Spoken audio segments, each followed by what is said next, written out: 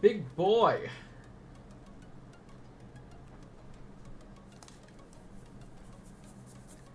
Look at this unit. This round.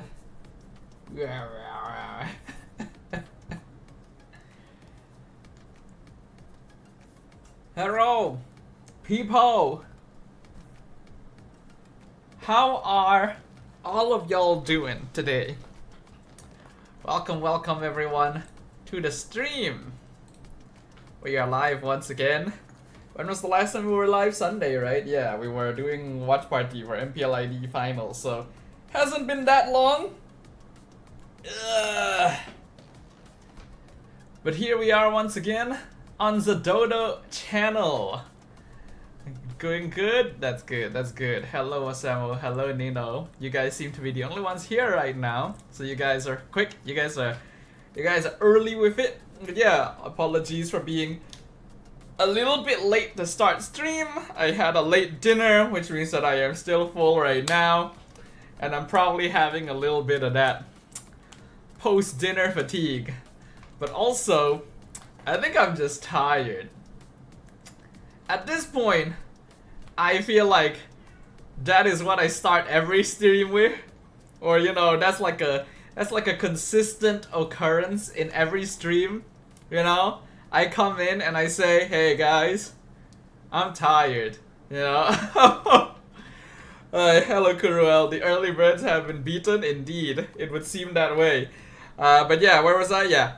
I feel like I've just been tired every single time I'm live. And it's not like a coincidence where I'm tired every time I'm on stream. I think I'm just tired in general. It does feel a little bit like I am just tired in general, you know? I probably still have not really paid off my sleep debt because I'm still not sleeping early. Because I want to game, because I want to relax. I don't have time to relax properly because of work and all of that stuff. And technically speaking, I still have been more chill than most people do. So clearly I'm doing something wrong. I'm definitely playing more games than I need to be playing. But you know, that shit's what I live for. You know, what's the point of me being here if I can't play my games? You know? You know? But as a result of that, now I'm just a tired dude all the time. Every day is tiring when job application. Not when, well, I guess job application is tiring too. Basically anything that has to do with work is probably tiring. And again, I am probably on the, I'm probably on the side of the spectrum that has it more chill than anything, right? I work from home, I don't have to, I work with people I know, so things are not so bad. I'm basically using AI to do most of my shit, even if it's something I don't feel the best about. And even then, I'm tired. Like, what the fudge, dude? You know? It definitely is a lack of sleep. And probably a lack of exercise. I'm just not really doing anything properly with my life, other than gaming. But you know what? That's what makes this dodo happy, and therefore, lack of sunlight? You know what? That probably contributes to it somewhat. Cause yeah, I just don't get any sun at all, basically. You know, the only times I get sun is when I go out to eat, and even then not very much because I'll just be in the car and then I'll walk into a restaurant and then I leave and I get back in the car and then I go home. So maybe the lack of vitamin D plays a contributing factor as well. I'm a cave dweller before school started. Hey, at least you have school, you know, that gets you out of the house. I don't get out of the house at all, you know. It's always going to be a tough situation because I would rather not work if I could, but then I need the money. And then I'm not even getting the cast for MSC and all of that shit, so I need the money even more. Big sad. If I was part of the international casts, then I would be perfectly fine. In fact, I think, are some of them over there already? Thinking about it. When does MSC wildcards start again? I've forgotten. I have forgotten when MSC wildcards start. But it's fine. We'll figure that out another time. But yeah. How's everyone's evening? Hope everyone is having a good evening. So, today is the drop of a brand new patch update. And from what I have heard, it is apparently a pretty sizable patch update. Right? I have heard that there's actually quite a lot of changes in this patch. Which means that I'm probably going to be spending a good amount of time going through and analyzing it. Right? And then of course, we got the release of Hirara as well.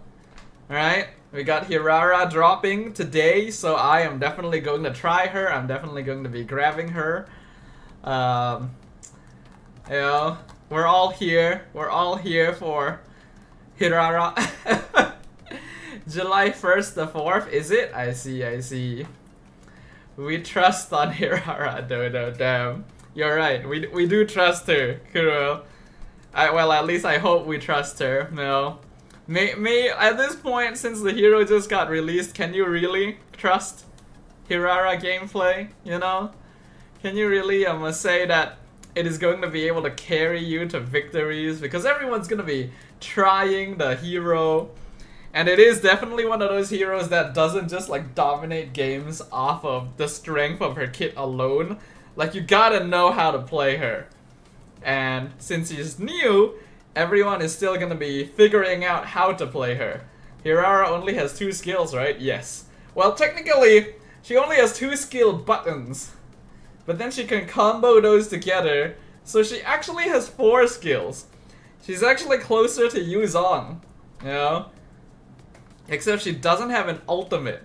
So she's actually better in that regard. The fact that she only has 2 skill buttons means that she has access to 4 abilities at level 2. Which is an insane early level power spike. But she is also an assassin, which means that she's squishy anyway. So any other hero that is like really strong early game is going to wreck you regardless. Sila's Hirara sucks. I have to smack his head tomorrow. Damn. I see. Okay, well hopefully my Hirara gameplay today will not suck. Right? I definitely want to try to play her at least today. You know, it would kind of suck if I'm live on the patch drop day and I don't get to try Hirara. I know that the patch notes are long, so I probably won't yap for too long here. We probably want to go ahead and get started on the patch notes. Not like I have too much to talk about anyway, since it's only been a couple days since our last stream. It's just mostly been work and gaming. I've been playing some Minecraft again with some friends from FF14 actually, so that's been fun. Another thing as well, Pokemon Champions. You guys remember Pokemon Champions? Basically the new like universal competitive Pokemon game that got released for Switch a little while back. It got released for mobile today. I have not tried it yet. I was doing some stuff, so I did not have time to try it, but I did download it. I highly doubt we'll have enough time today on stream to try it, so maybe I'll find another time to try that out. I'm definitely late to the party. Plenty of people already started playing it when it was released on Switch. I was waiting for the mobile. Pokemon Unite? No, not Pokemon Unite. Pokemon Champions. Pokemon Unite is the MOBA that I'm not allowed to promote. Pokemon Champions is the competitive like Pokemon game.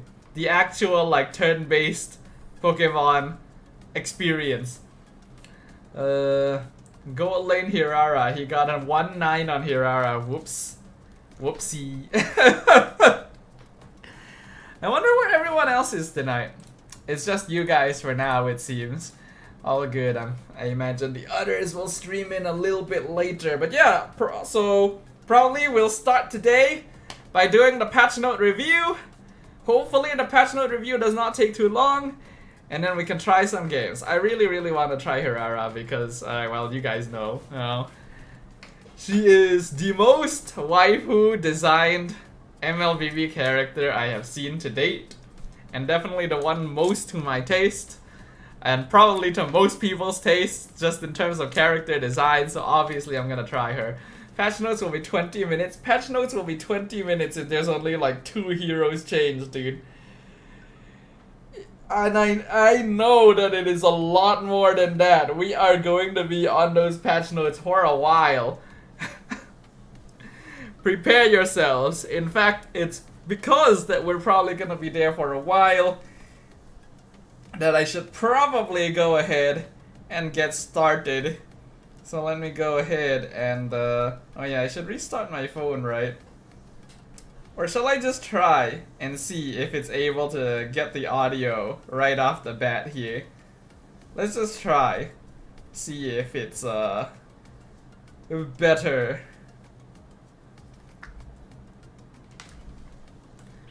I'm loyal to Leslie. That's good, sir. You gotta be loyal.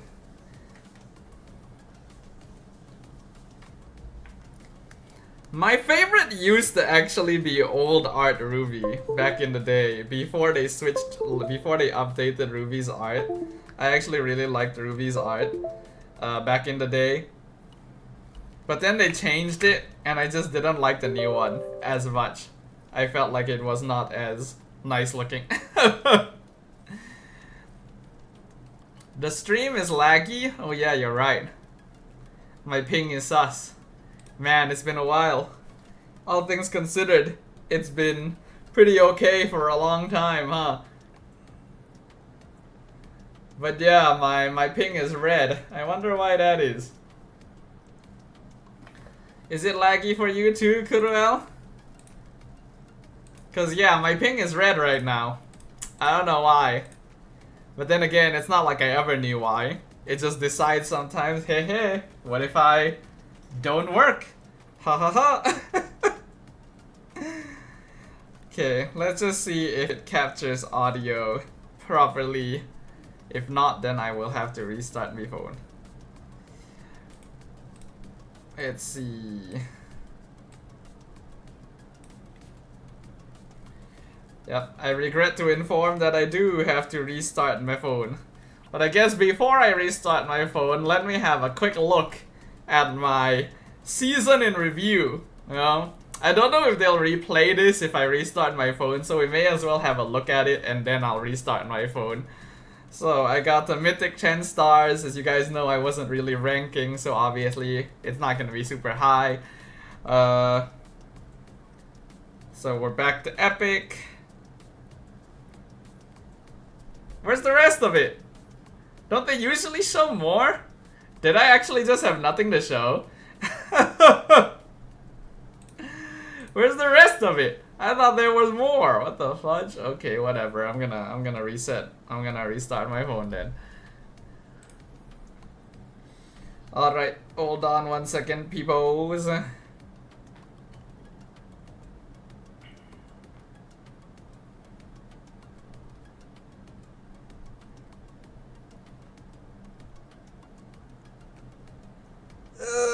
I'm tired, yo. I feel like I'm just in an eternal tired state.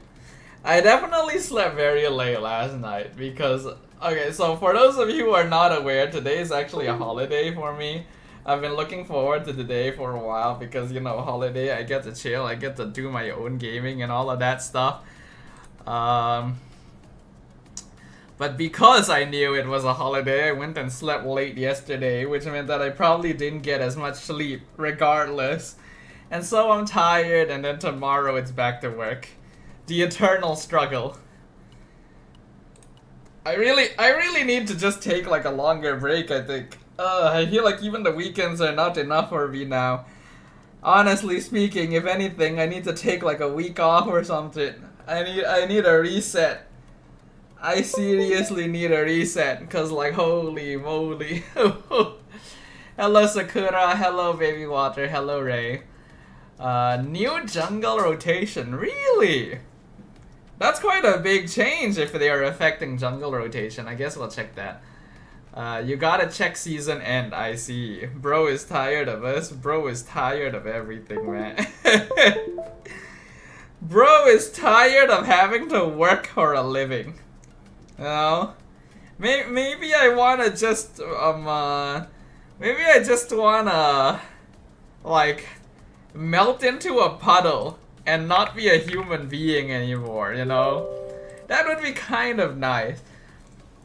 I'ma go guinea pig on Hirara. I'ma be back. Alright, good luck, sir. Tell us how your experience goes.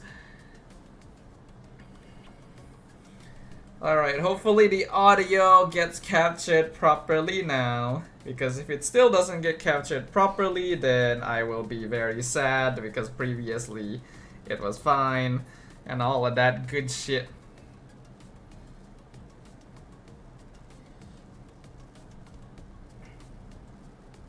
Okay, there we go. We're good. We are in business. I don't know why, like, restarting the phone works. Like, I know that a lot of things work when you just restart your phone or like your device or whatever, but why?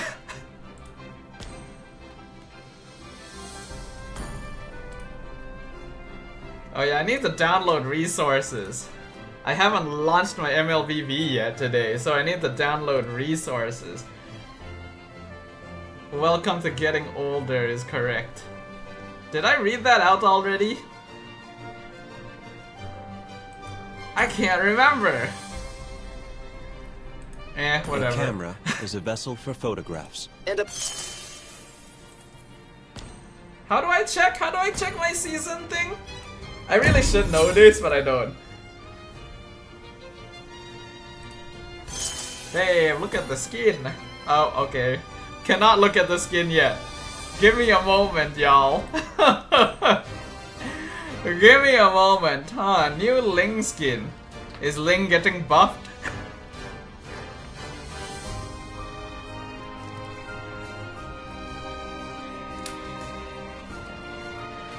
Hello, Yoshi likes. E-N-M-Y, what does M-Y mean? Malay? Close. Malaysia. The country. I guess I can speak Malay as well.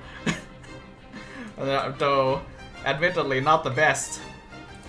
Okay, this might take a short moment, peoples. Go to ranked in season info. I think I can't right now. I need to wait until it's done.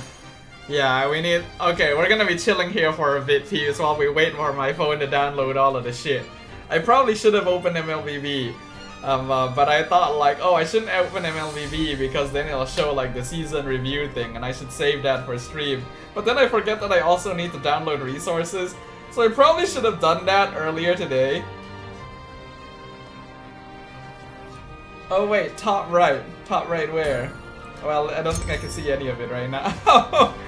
Hold on, everyone. We'll get there eventually.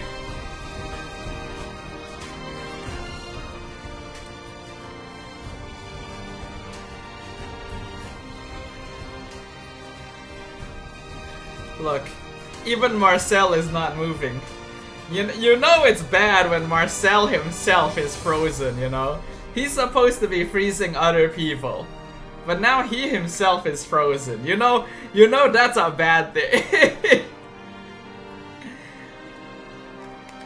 You have to go rank then top right. Oh, okay. Well, I mean, I can't right now.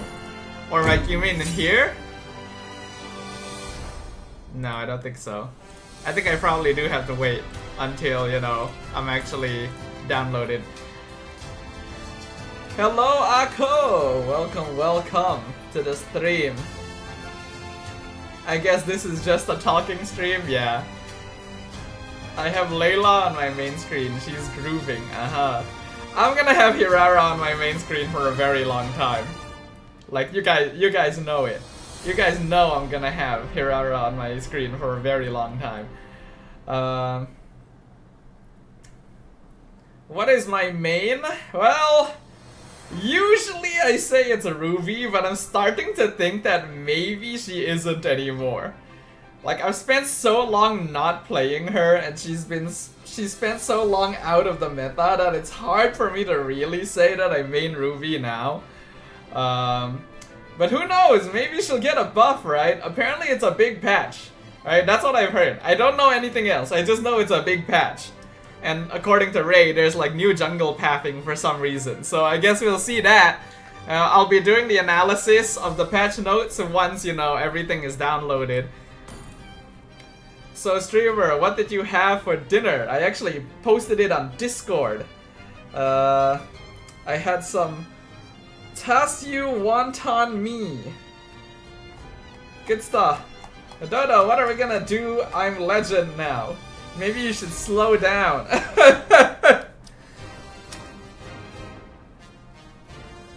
Ruby got buff, no? I don't know. We're gonna be doing patch note analysis after this. The problem with you can play with every hero, you don't have any mains. Well, I don't think I can play any hero. In fact, I would say that my hero pool is actually like not even that big, considering how long I've been playing the game. It honestly should be wider. So I don't know if I can necessarily say that argument applies to me.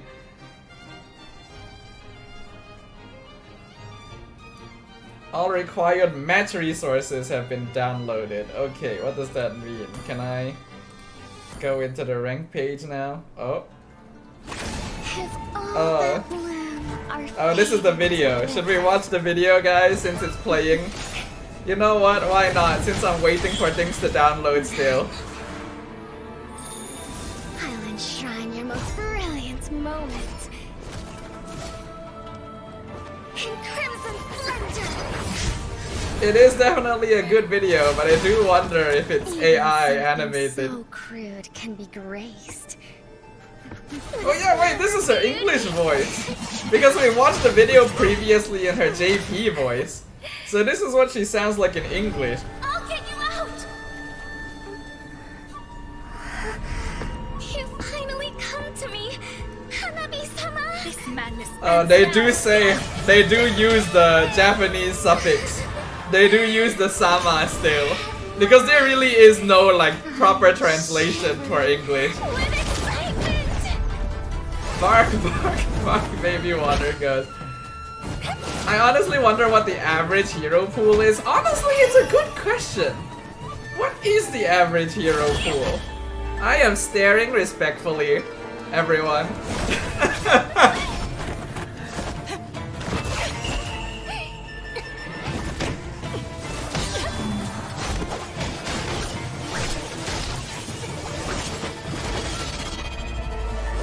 It is a very waifu design, honestly. Oh my, they really know what they're doing. Does this mean Hanabi-sama finally understands Kirara? I'd say the English voice actually does a pretty good job. You can tell that they even slightly shift into JP style enunciation when it comes to the names and stuff. Hanabi will lose. Assassin versus MM. Yeah, logically speaking.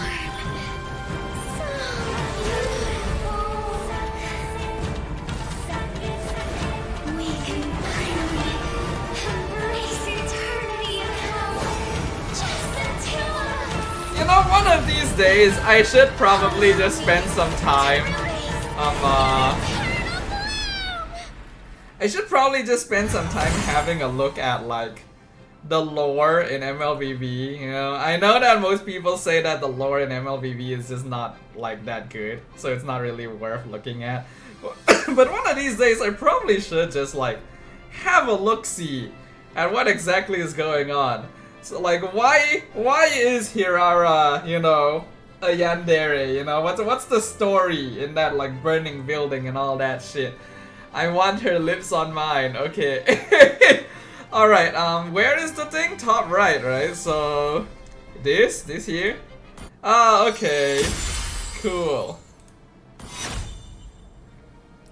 I fought 84 ranked matches. All things considered, that's not a lot, considering the length of a season. But hey, at least my graph is like smoothly going up, you know? Over time. I got 2 new heroes and 4 new skins. I played 12 matches in March. I wonder if that was on stream. It might not have been on stream. It might have been when I was playing with some friends or something. I got 14 kills in March as well. 64% win rate, 15 MVP. Out of 80 plus, huh? That's lower than I thought. So apparently I played the most matches with Sora, which was 12. Which actually is also not that many, considering I played like 80. You know? So I guess I had a pretty varied hero pool this time around. I generally got S grade, which is good. I got one Maniac on Sora. This is of course when Sora was new. Local number 376, huh, okay. Yeah, I played with, this is my friend here, and then this is Lilo. Interesting. I had a 73% win rate with my friend and a 47% win rate with Lilo. Okay, okay. I see. Aha, okay. Drawn to fleeting beauty. We are updated. They actually do just put some Japanese into the voice lines, huh? I had 69 ranked games myself. Sorry, I snickered a little bit. I'm too used to that number being funny. Came back to the game very recently, probably about 3 weeks ago, maybe even a month. Started playing 3 years ago. Ah, okay, okay. Look at her, peeps. In this ukiyo, only death can Watch keep this Hanami-sama design, man. from fading. Very the understand good. Me, don't Very you? the good people. Hello, Alchi. Yeah, I like how all of us are just, you know, like we understand. We all understand. Okay, where's the place where I can buy Hirara? Yeah, right here. So every single time that I've purchased a hero through this pass, I have never gotten a full discount because I just do not log into the game often enough. Should I still buy her through here? I mean, I get so many diamonds from Moonton anyway, right? I get so many diamonds from Moonton anyway that I may as well. But then what, like, I have enough BP for like, what, 5 heroes right now? Logically speaking, I should be able to just like, I don't know. Where are you touching? Nowhere in particular. You have 50k, yeah, fudge it.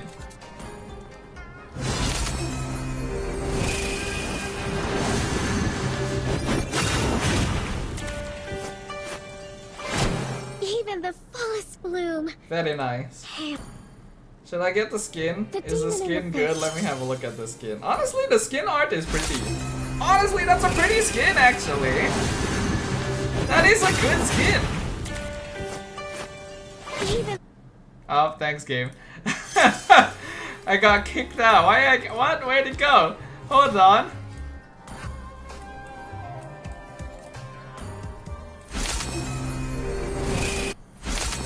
Yeah, honestly, it's a nice skin. And it's cheap, so budget. I like the colors. I like the maple leaf design it's got going on. before the scattering. Pretty good, pretty good. Yeah, fudge it. Okay. Okay, anyways. Patch, everyone. It's time for the patch.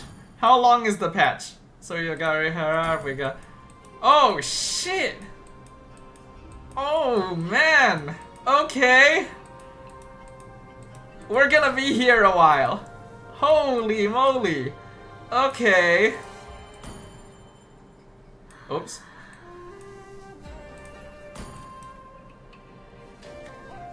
Could the game stop doing this, please? Thank you. It's gonna make it very annoying to go through the patch if I keep getting sent back to the fudging main menu. How long is the patch? Yes. Seems that way. Prepare enough water to hydrate. It's gonna be long, don't worry. I always refill my water before the stream. Oh, what's this? Oh, this is the last season skin. Okay.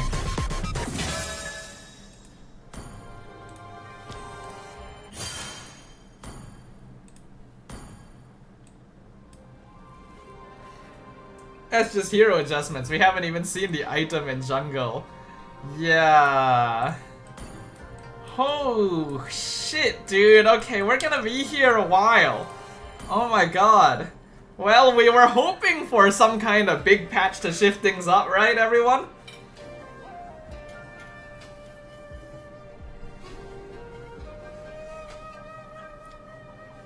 We were hoping that this would happen. And well, we got it. So, once again, I'm gonna be clipping this out for YouTube. I think I am not gonna bother. I usually don't really bother to edit the patch note reviews anyway, but this time around I think I'm just gonna leave everything in because there's no way I'm gonna be rewatching it to cut out certain parts or whatever. Man, I love big patch one day before a tournament. Oh yeah, right. What was it?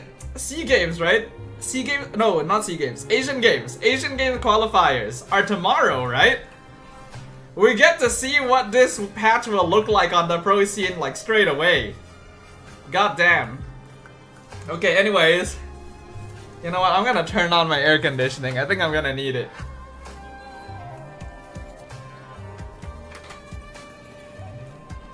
But okay, anyways. So as usual, I'm gonna be clipping this out for YouTube. So if you guys wanna say, hi YouTube. Now is the time to do so. Ooh, Hirara's team is pretty cool, actually. I kinda like it. Okay.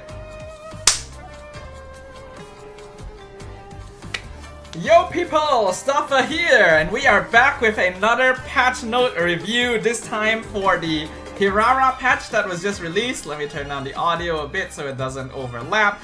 This is a big patch. We had a quick skim earlier, like look at this. This is a big patch. We're gonna be here a while. Make sure you guys have some popcorn. As usual, I have not seen anything from this patch. This is gonna be my first time reacting and analyzing the changes. So, let's go ahead and get things started. We're gonna skip Hirara because I already did the reaction to her hero spotlight. Make sure you guys check that out on YouTube. And we're gonna start things off with the hero adjustment. There's a rupee buff! Please be a good buff. Okay, firstly we have a loading screen. Great start, everyone. Every time it loads, it sends me back to the main menu as well, which is annoying. If that happens again, I'm gonna switch to data.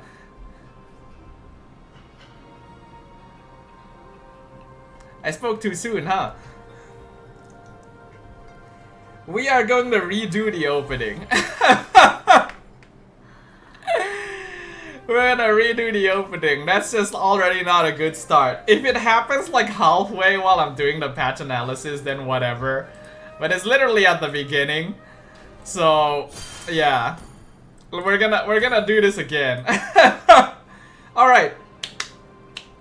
Yo peeps, Sdafhaa here. We have a brand new patch, and as usual, I'm gonna be reacting to it for the first time, doing analysis for the first time to see what will change in the meta, what's good, what's bad. It is a very big patch as well. We kind of skimmed through it earlier. Look at all of this.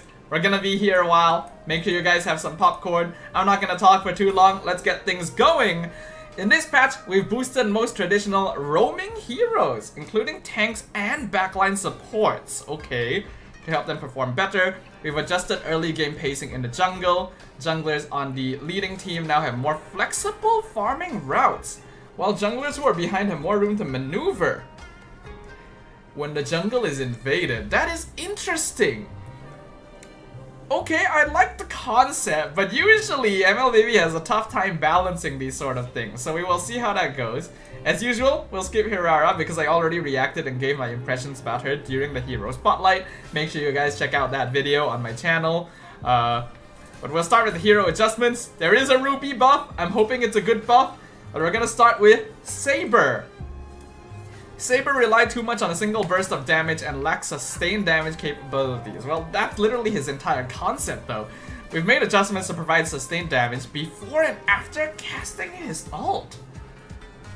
We've adjusted his base attributes and depth to allow him to build fighter equipment? Excuse me? For real? Okay, we'll see whether or not they succeeded with this. A base HP increased by 60, HP growth by 15?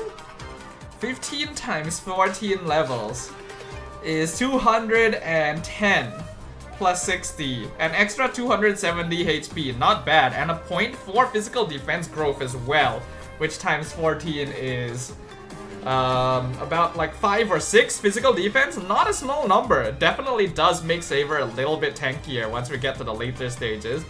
Skill 1 orbiting sword damage has been increased base, reduced scaling, extra damage, increased base, reduced scaling, mana cost reduced, orbiting sword attack reduces skill 2 cooldown by 1 second, has been changed to reduce skill 1 cooldown by 0.5 and skill 2 cooldown.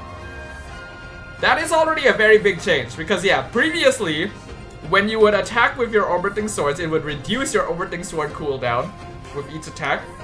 Oh sorry, it would reduce your dash cooldown, but now it also reduces its own cooldown. And then the cooldown is increased slightly to make up for it, with the duration being reduced as well. Okay. I forgot how many orbiting swords you usually have. I'll just check that real quick. I need to know that number. Where is Saber? He's right here. How many orbiting swords did he usually summon? 5. He has 5 orbiting swords. So if it's 0.5 per orbiting sword, at maximum you can reduce the cooldown timer by 2.5 seconds, which does definitely make up for the increased 1 second cooldown. Okay. Skill 2 mana cost reduced by a good amount. Ultimate first 2 strikes, damage, increased base, reduced scaling. Third strike, increased base, reduced scaling. This does make it so that Saber hits a little harder early game. And he also just straight up scales a little less effectively in the late game, because he no longer gets as much like percentage scaling. In fact, his ultimate gets quite notably reduced percentage scaling, because his first 2 strikes minus 20% each, that's 40%, and then the third strike minus is another 40%. So his ultimate does 80% less damage than it used to in the past. So this does help Saber, because in the first place he is meant to be an early game assassin. He's not really meant to be played scaling.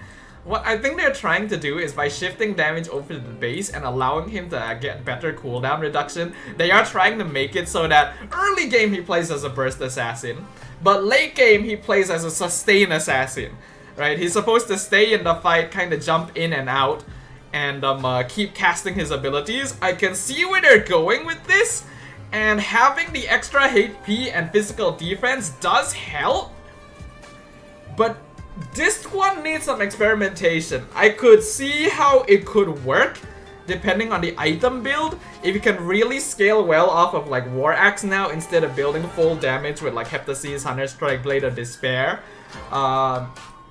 it could be interesting to see. And while it does get more HP, I don't really know if it's enough HP. It is a good amount though. So there's a possibility that we can start seeing like early game burst assassin Saber that shifts over to late game armor reduction support, right? I don't know if this will make Saber meta, but we already did see Saber once or twice in MPL MY because he was a counter to Harley.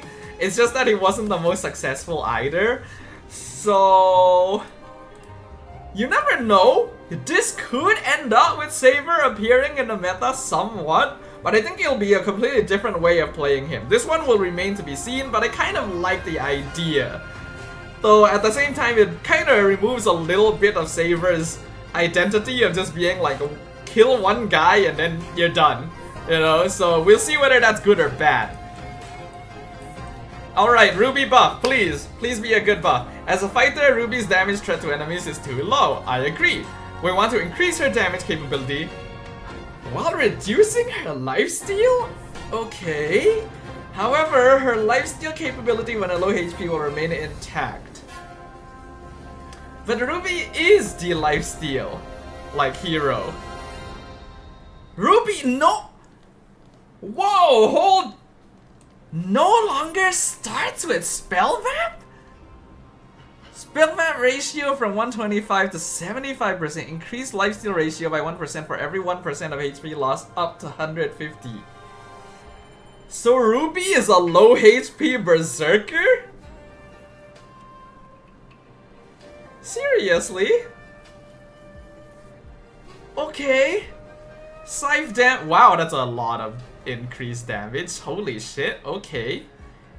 That is a lot of damage increase. It gets slightly less total physical scaling late game, but okay. Shockwave damage also increased. Her skill 1 hits hard. Dude, this is 400 damage at level 1. That's kind of insane. Let's assume this, right? Previously, but what does it mean by no longer starting with spell vamp? She still has a ratio, right? Hold on, I'm looking at her real quick.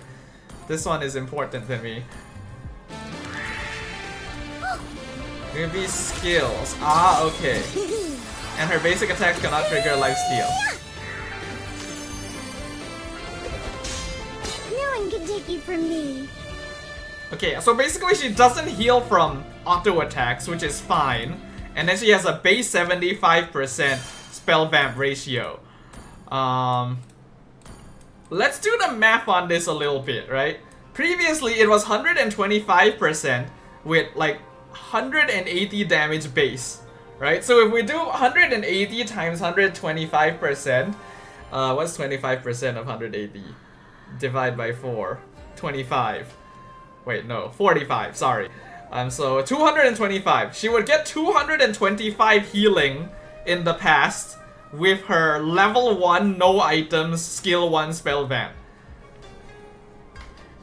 Now she does 420 damage at 75%. So 3/4 of 420, blaze it, is 105, 315. 315 healing. It's actually more. She actually does heal more than she used to because her skill 1 just hurts a lot more. Jero says her early is kind of whack now in terms of survivability. Her laning is alright. I can see this because I was really concerned about removing her base spell vamp, but then her skill still retains spell vamp ratio. And her skill 1 does a lot more damage, but she will heal a lot less from skill 2. That's the big difference.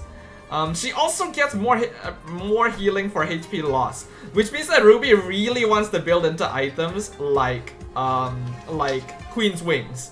She synergizes even better with Queen's Wings now, because her max spell vamp ratio is now actually 150. Hold on, every 1% HP loss up to 150%. So that's, she needs to be at 1/4 HP. She gets maximum spell vamp ratio at 1/4 HP. Which is very low, I will say, but is interesting. And then her ultimate bait, wow!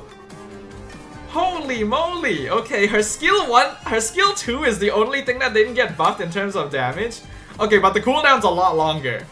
I'm a little bit sad about this, because having Cook on a low cooldown was actually one of the nice parts about Ruby.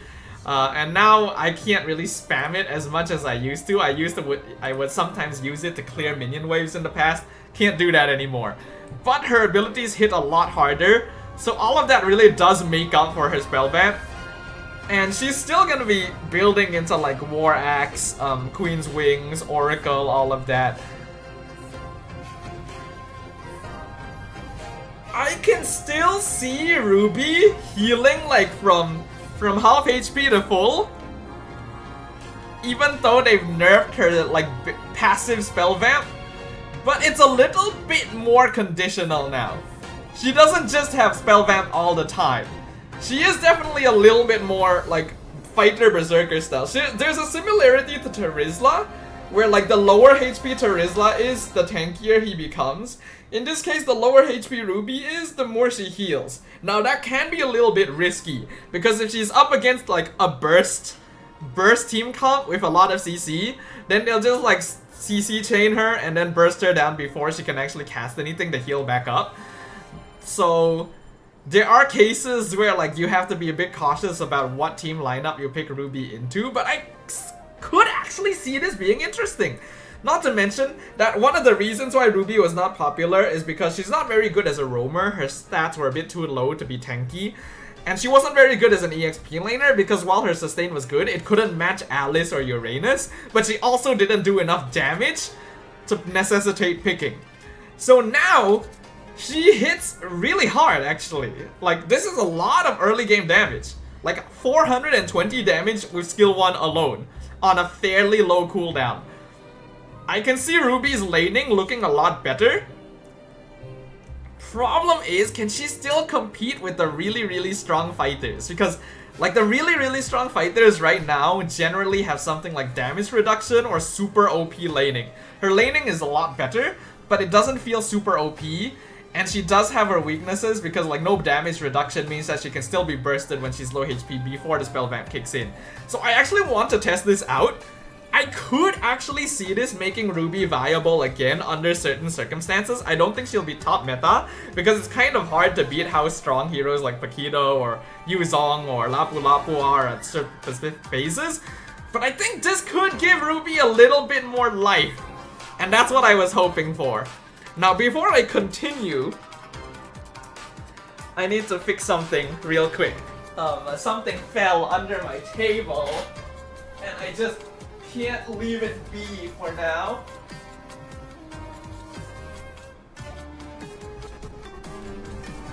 Hold on, everyone.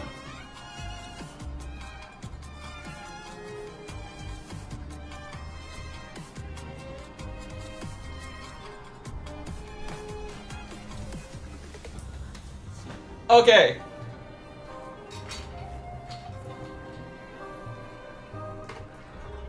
Apologies for that. I had to fix that. Let us continue. By the way, chat is oddly quiet, all things considered. What's everyone up to? Okay, next up. Argus buff. Okay. We've adjusted Argus's attributes from being assassin leaning to more of a fighter, which, okay, yeah, that sounds good. And enhanced his combat capability in early to mid game for smoother power scaling. We've also given his ultimate a guaranteed ult! Oh man, he's needed that. So base, oh wow, it's very rare to give a hero base attack.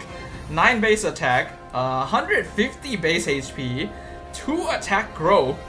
So he has an extra 37, he has extra 37 attack at level 15? That's a lot!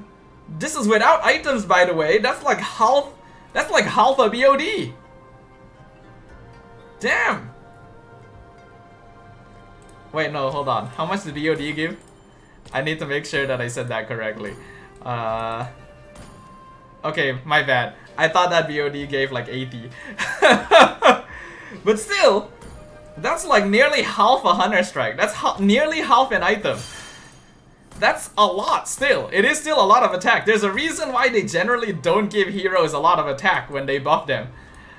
Did Ruby nerf drop yet?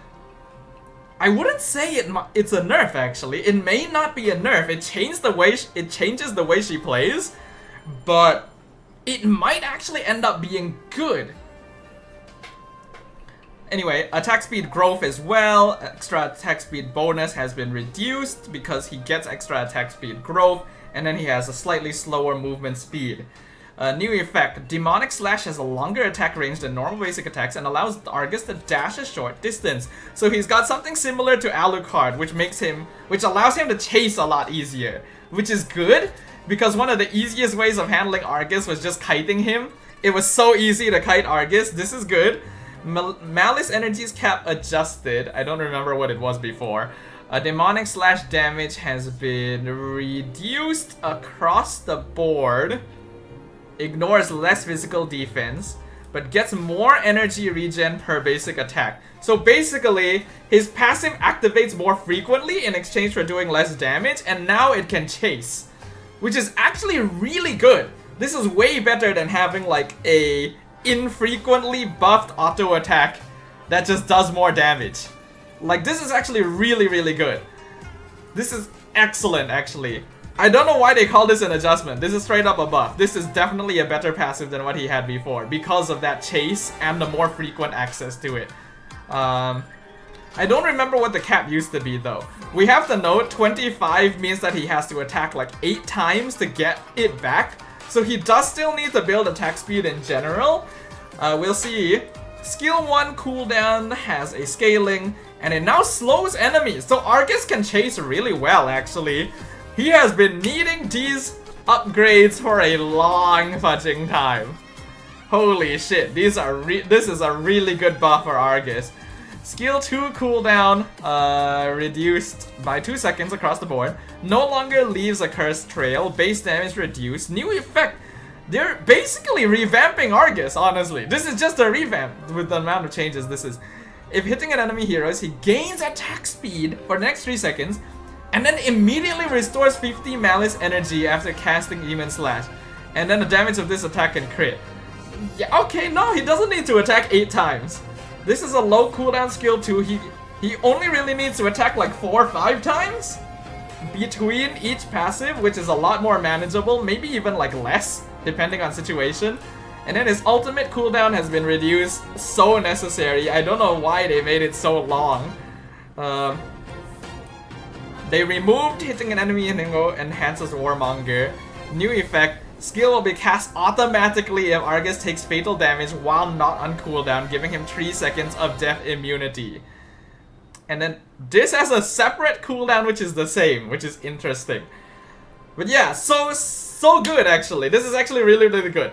So Argus no longer has to manually activate his ult. We know there have been many times where we see Argus players just die even though they had ult because they just didn't press it in time. Now it activates on its own, which means that Argus can properly focus on chasing people. It's a lot easier to chase people. He does more damage than before. He has a passive that allows him to stick to enemies the same way Alucard does. And then he gets free attack speed as well to help reach this more. Now, Argus will still fall into the same issues as before where he is an auto-attack fighter. And unfortunately, those heroes tend to have a problem because they need to build damage to be relevant threats. But they also need to be doing damage in melee, and their damage is slow. So they will usually be in threat of dying before they're able to actually use the items that they have farmed. Argus is the one auto-attack fighter that didn't have this issue because he could survive. The problem is, he was easy to kite, right? And he had to activate ult manually. Both of those issues have been fixed, and he has gotten buffs that allow him to better chase and better damage. Now, the one thing is, he still doesn't do very much early. We can see that most of these changes actually reduce a lot of his base damage. So he is still very much a late game scaling fighter, so definitely not suited for EXP lane. He will definitely be either played as a jungler or a gold laner. In fact, Jero is correct. I think gold lane Argus is more likely than jungle Argus. Now he is still going to be very vulnerable before level 4, and even after level 4 he's going to be vulnerable because it's not too difficult to make him waste ultimate and then kill him afterwards. I think that Argus still won't really be, like, he was never meta. I still don't think he'll be meta because unfortunately, it's hard to say if he'll really be able to match up to Freya. You know, if you're gonna play a gold lane fighter, Freya I think is still better in general. But Argus may not be far off, I'm going to be honest. One of the strengths of Freya is that she's very sustainable, she scales super well, lanes very well, and chases very well. Out of all of these, the only ones that Argus can no longer do, like at this point cannot do is lane very well, and I forgot the other one I was going to say. Basically, I think Freya is still better in every sense of the word, but Argus is catching up from these changes. He unfortunately still feels very item dependent. So I wouldn't say that he's gonna be super viable, but don't be surprised if we see an Argus here or there, even in the pro scene. Because I think there are situations where he could actually be a not bad pick. Especially if Freya continues to be, like, perma-banned every game, and they haven't done too much to marksman. I could see him being like the second pick. You know, like if Freya's not here and you really need like a fighter, like both of the other marksmen just don't work for one reason or another, Argus could work, actually. So, really nice buff, and I'm surprised it took this long, but hey, it finally happened. Argus mains, rejoice! Okay, next up, we have a Marcel adjustment. We aim to reduce the negative experience of facing Marcel's excessive crowd control while giving him more chances to showcase his individual skills or coordinate with more heroes. Base physical and magic defense increased by 5. Base HP increased by 200. Wow, Marcel gonna be a little tankier early. Actually a good bit tankier early. But in exchange, he is a little less tanky late. I think this probably adds up to him being around as tanky as he was before in late game though. HP growth reduced by... Actually no, he's gonna be squishier. That's a lot of HP growth reduction. That's 40 times 14. 560.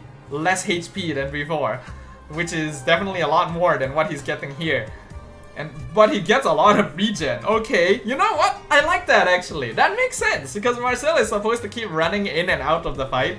So having less overall HP, but having super high regen makes a lot of sense. Now on paper, this is gonna make him harder to play, for sure. Because it's a lot easier to run in and out of the fight if you just have more HP and defense compared to actually needing to heal in between. So a little bit more of a skill ceiling for the hero now, especially in the late game. His basic attack can no longer crit. Can no longer benefit from extra attack speed. Oh wait, no! It used to not be able to benefit from attack speed. Now it can partially benefit. I kind of wish we had the numbers for that. Basic attacks will no longer reduce Platinum Staff's cooldown by 1 second. I think that's fair. It's a bit rough as someone who does play some Marcel myself, but I think this is fair. Platinum Staff is just such an annoying ability. Skill 1 no longer immobilizes? It now slows by 60%, so he just doesn't immobilize people with skill 1. It does a little bit more damage late as an exchange, and does slightly more. Yeah, so skill 1 doesn't immobilize. It only slows, but it slows more and does a little more damage based on his defense scaling. Huh. And then his ultimate, heroes affected by the ultimate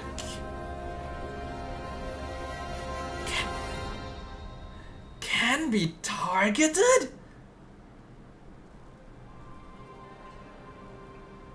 What? Seriously? That's a big change. They're not invulnerable during Golden Hour? Damage of frozen projectiles is reduced by 50% after a delay as well. Oh, but then projectiles will still get frozen. So what can hit them? It would basically just be melee heroes that are like on Marcel's team that have been given the shield and can move around inside to whack.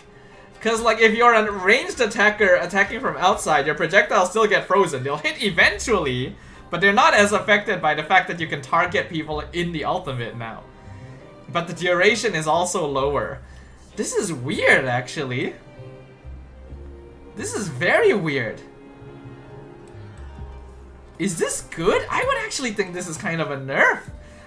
Marcel feels harder to play. Doesn't get his extra scaling off of his basic attacks or cooldown reduction.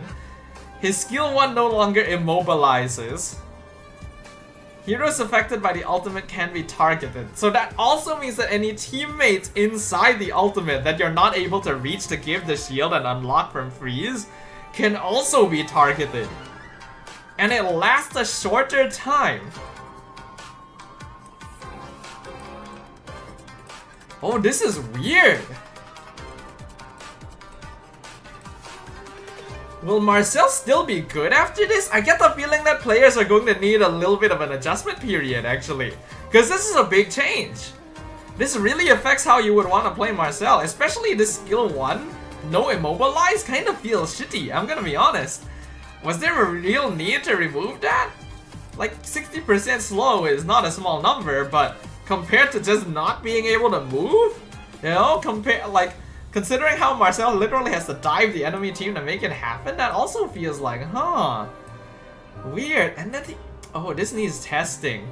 I think that Marcel will still be played here and there, but he may no longer be like even before this, he was not hyper contested meta pick except in certain regions, and even for like only specific teams. I think he might be a niche hero now.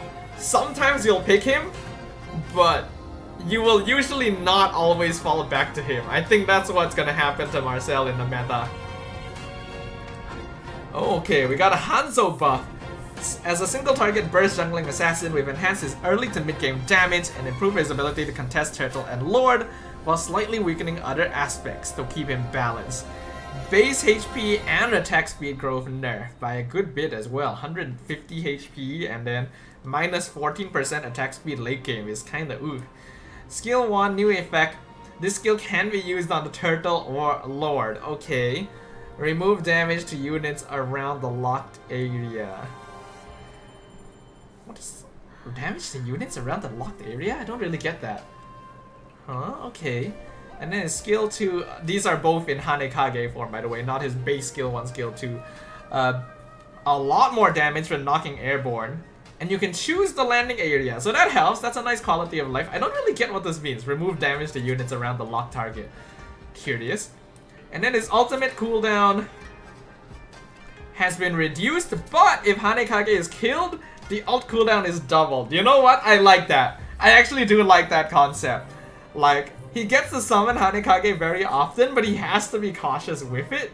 Because, like, before this, Hanzo could just keep sending his ult out no matter what. Even if it died, wasn't a big problem. Now, the ult cooldown being doubled when it dies means you actually do have to make sure Hanekage doesn't die. Which is nice, but is this really a buff? Like, skill 2 damage buff is really nice. Ultimate cooldown is technically a buff, but it's more of a skill issue now, because they have to be careful with it. They can't just keep throwing shit at him. Skill 1 Hanekage is lock on, not AoE. Oh, okay, I see. Gotcha. Okay. Is this really a buff? I guess it's a small buff. I guess so, sure. But if anything, I think this is actually closer to a rebalance. I feel like this should be a tilde, not an up arrow.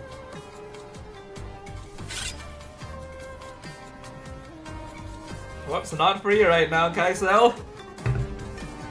We still got a lot more of the patch to go. But yeah, Hanzo wasn't picked before this. I'm pretty sure he's still not gonna be picked after this. This just doesn't really feel like a buff to me. But it does, I do like this ultimate change. I think that makes a lot of sense. Yin buff, wow. Will he actually be good? We're optimizing Yin's ultimate experience by enhancing interaction with his domain and shifting Lie's combat style to feel more like a fighter. Honestly, they just need to give him a different skill, I'm gonna be honest. Skill 1 in Lie form, remove effect. The first half of the attacks will automatically lock. First half of... It doesn't lock on! So you have to... Oh, okay, I see the next line. So basically, skill 1 will no longer automatically lock on, which means that he doesn't rotate, right? Like, if the enemy moves away in the past, like your character would turn to keep like punching the ground. It doesn't do that anymore. It's locked into one direction, but in exchange, it is only 1.5 second cooldown, and it's after the skill ends. So you can choose when to end the skill, and you can cast it again after 1.5 seconds. Which is actually really big. But he's still gonna have some issues chasing people in his ult, because I see no changes to his skill 2. Skill 2 is what he needs to actually chase and lock people down. Skill 1 is a lot more spammable now, which helps, but if he's up against like super mobile enemies in his ult anyway, they'll still have ways of escaping. It's just that Yin can actually do something, you know? In the past, if he missed his skill 2, skill 1 combo, he just didn't do shit, even in his ultimate. Now at least he can still try to do something. It's still gonna be a little bit difficult, but at the very least he doesn't feel like a minion in his own ultimate, which is huge. Ultimate, control effects except suppress, no longer interrupt the cast, but Lie will remain controlled after entering the domain. That's fine. There have been so many cases where Yin dashes in, tries to kidnap someone, gets stunned, and his kidnap gets cancelled. Right? Like, how many times as Yin players have we seen the screen start to shift into your ult, you know, your domain expansion, and then halfway it just stops because you got stunned. It was so stupid. Now you will still be stunned, but you will still make the kidnap happen. No matter what, unless you are suppressed, the kidnap will happen. You will just end up stunned inside your ult, which I think makes a lot more sense. This is a really important buff for Yin, because before this, in my opinion, he was one of the worst heroes in the game. Yes, he could still snowball, but in my opinion, he just had the worst hero experience I had ever seen, especially of a fighter. This definitely makes him feel more like a fighter. His kidnaps cannot be cancelled. You can only try to stun him to help your friend inside his ult for a short moment. And even if you do end up missing your first skill 1, you can still try to chase and do damage. Like, perhaps multiple times, in fact. You could probably use your skill 1 2 or 3 times on average if necessary, which is massive. Yin will still have his issues because he's still quite immobile and fairly squishy for a melee assassin, plus he's quite item dependent. But this will improve his gameplay experience by leaps and bounds. It actually makes him kind of playable, which is not something that I could say before. Alright, before this, I really thought that Yin was like shit. Like, only Aldous was worse. Okay, next up, Aldous really needs a buff, but it doesn't look like a big one. Adjusted Aldous' damage composition, making him more threatening to low HP targets while improving his pursuit capabilities.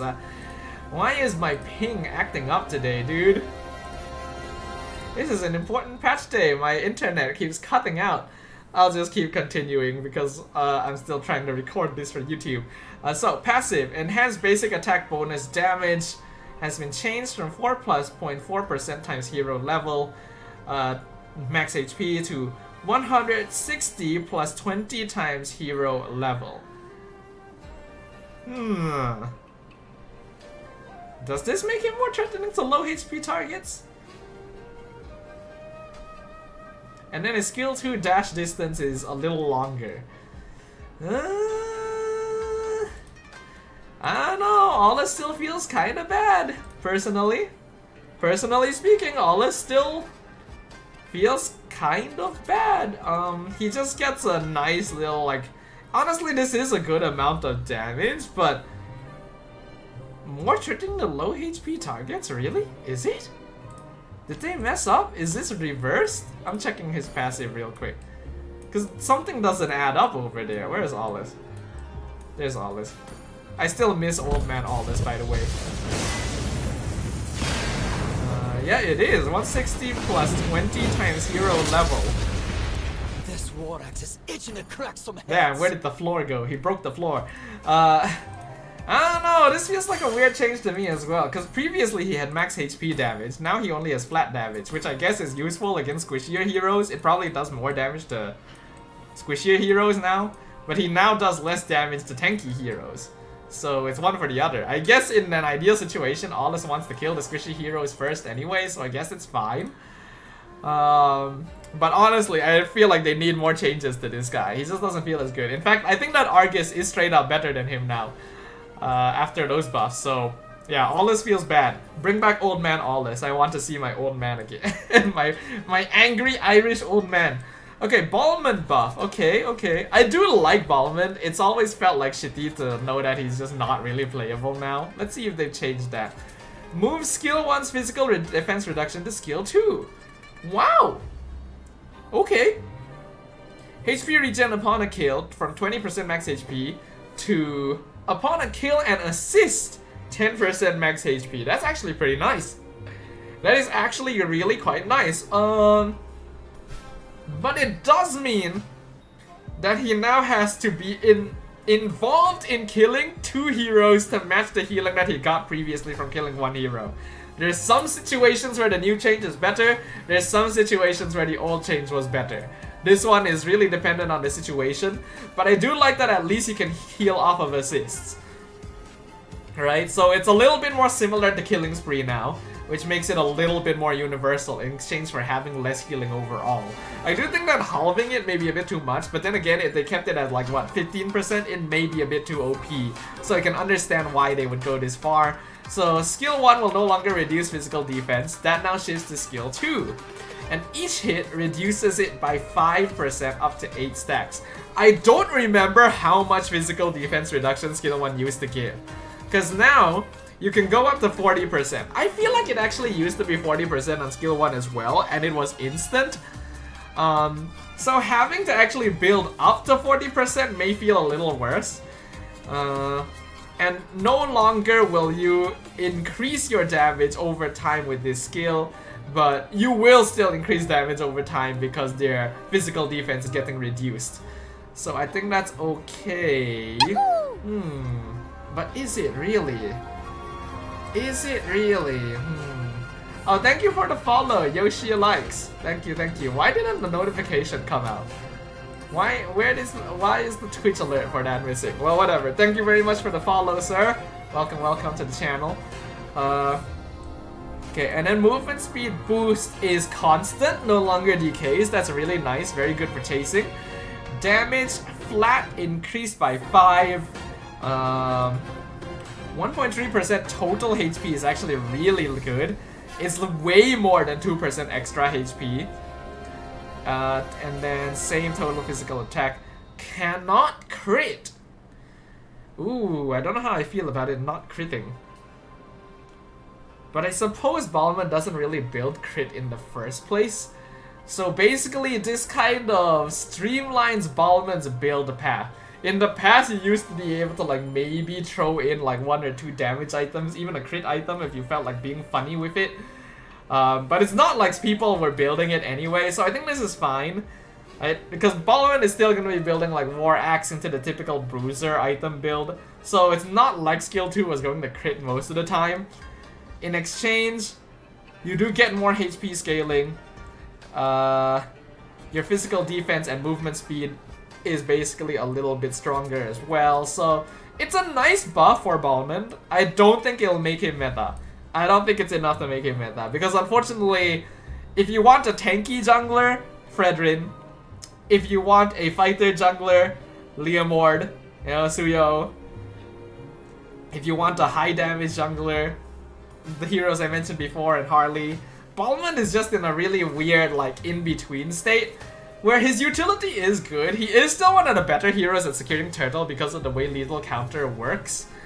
And this will make him smoother to play overall. But will he be picked up in pro? Not so much, I would think. Unless there are some notable changes that make it so that he's viable. But I don't really think so. He is better utility, Ray is correct, but he's still not gonna match up to Fredrin, you know? Like, Fredrin and Baxia are still way better. Like, Akai still offers more crowd control, you know, and Fredrin does all of that while being able to secure turtle with his ult. You know, Balman's ult secures turtle a little better than Fredrin, but Fredrin has access to that and more, so that's the problem. Okay, Ling buff. Slightly improved the hero's early to mid-game jungle clear speed and damage. Basic attack speed increased by 0.13. Skill 2 cooldown reduced to 2 at max level. And then his ultimate will briefly reveal the position of enemy heroes hit. Okay. So he can basically reveal invis heroes. That makes Ling actually kind of an okay pick against like... not really. I would like to say he's an okay pick against like Natalia or Amon. Maybe Amon, but not Natalia for sure, because he's still gonna be weak early and Natalia is just gonna gank him all the time. Not really much of a change to me. Like, they say that they're improving the early mid-game jungle clear. That's only really the attack speed, because the skill 2 cooldown only applies to late game as well. So this is not that big of a change if you ask me personally.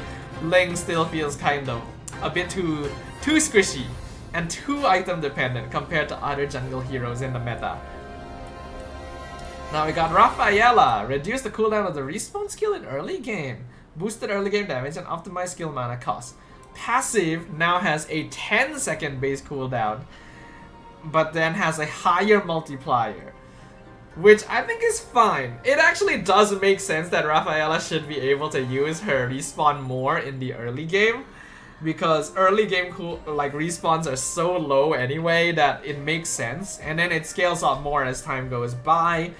Resurrection skill can no longer be tapped when unavailable. Death info of other players is now displayed around the button. Okay, so you don't have to tap it to see. And then skill 1 base damage, actually quite a lot. 125 extra damage early is actually a good amount considering its spam ability. Skill 2 mana cost reduced by 5 early, 20 late. Ultimate mana cost reduced by 30 early, 40 late. I do think that the resurrection change may make Rafaela an interesting early game support situation. But then if you're going to be playing an early game support, Matilda is still really good. Estes still provides more healing, loath I am to admit it. Florin is still solid. Angela is getting a little bit better after the recent changes. I think that Rafaela is still in a very niche situation that just doesn't really make a lot of the sense. A lot of time, especially considering you're giving up a very, very important roam slot that could be one of the tankiest heroes in the game, that also heals a good amount with Revitalize or shit like that, you know? Like, it's a nice little change. It makes her a little bit more interesting to play when it comes to, like, pubs. But in pro play, nah. Speaking of Matilda, boosted the hero's mid to late game damage. Oh no, Assassin Matilda? Lilo drooling at the sight of it? Magic bonus increased by 45%, dude, that's a lot. Like, even in the past, Assassin Matilda actually hit pretty hard. Now she hits like a fudging truck. She hits like an airplane actually, because she's gonna be flying straight at you. Ultimate impact of dash damage increased late. Base damage per wisp increased. Shield magic bonus increased. Mana cost reduced. Wow, this is a really big Matilda buff, dude. Matilda mid may be viable. She still doesn't quite match up to the damage of other mids, but she could be a good roam option again. I could see her potentially being a good roam option again. Not picked every game, but there are certain games where you just want healing and a little bit of extra damage from your roamer. Matilda fills in that slot. There's not a lot of healing roamers that also offer damage, so Matilda's basically the only real one. Like, you could build other supports into damage, but I think Matilda will benefit from it a lot more most of the time. So, okay. I personally don't want to see more Matilda back, you know. Anytime a healer returns to the meta, I cringe a little bit, especially if it's Estes. But I could potentially see this bring Matilda back. Maybe not as a top meta pick, but a viable option in pro play. If you do want to play Ube, this doesn't seem too bad to me.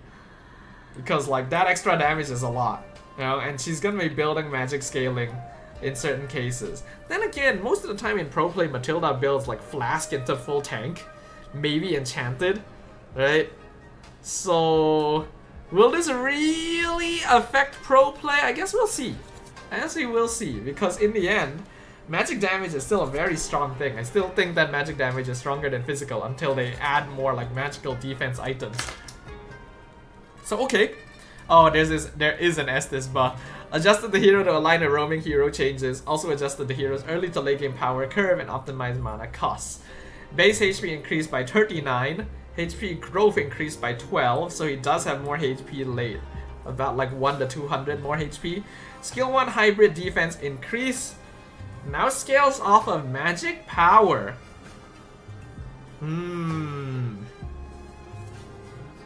This actually ends up being like a lot, I'm gonna be honest. Cause like late game Estes, so basically in order to match his old hybrid defense increase, he would need 150 magic power, right? Because 10% of that would be 15. How would he get 150 magic power? He's definitely going to build a Flask. That gives him 60. I don't actually know what the Estes build is. Heck, if he gets a Holy Crystal, he already has more than before. He already has more than before just with Holy Crystal. He might get like Oracle. I don't think Oracle gives magic. Yeah, no. Wasamo is very happy because, you know, Estes main. What else does Estes usually build? If he goes Bloodwings as well, like he will definitely give more hybrid defense in the late game. Early game a little less, but it's not like early game you're going to be doing less damage anyway. So yeah, this just makes Estes really annoying again as well. One-shot Estes build. I mean, Estes always builds magic damage. He's not building it to do damage, he's building it to do more healing. The mana cost is reduced late game. Skill 2 mana cost reduced late game. Ultimate mana cost reduced overall. Okay. Alright. It is a good amount of physical defense, but I do feel like under the current meta, healers are just not very good to play. Now, I say current meta. We are expecting the meta to change because this is a very big patch. Right? This is a very, very big patch. We should 100% expect the meta to change. So when I say like the current meta, I'm referring to the old meta. Yeah? Keep that in mind.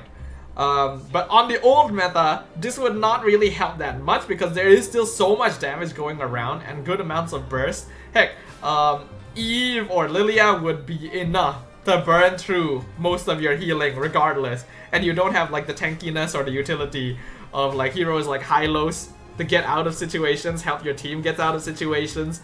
So your early game is gonna be weak.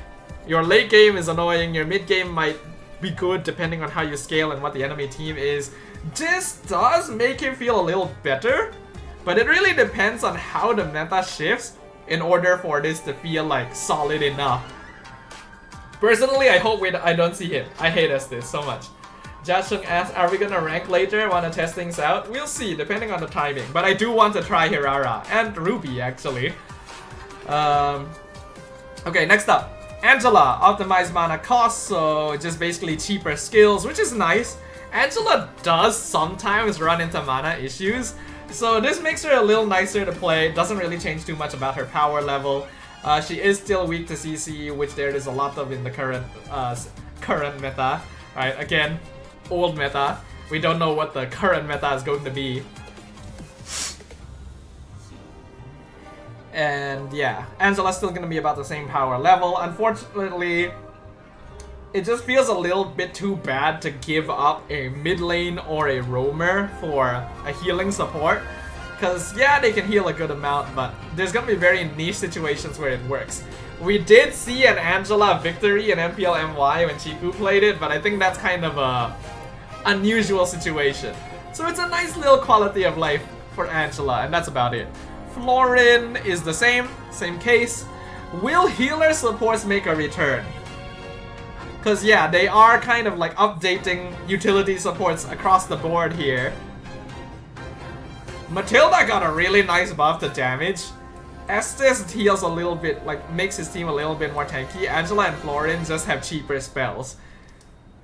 So out of everyone, I can see Matilda being the most likely to be picked up from time to time, but again, really depends on how the meta shifts and what kind of lineups are going to be played.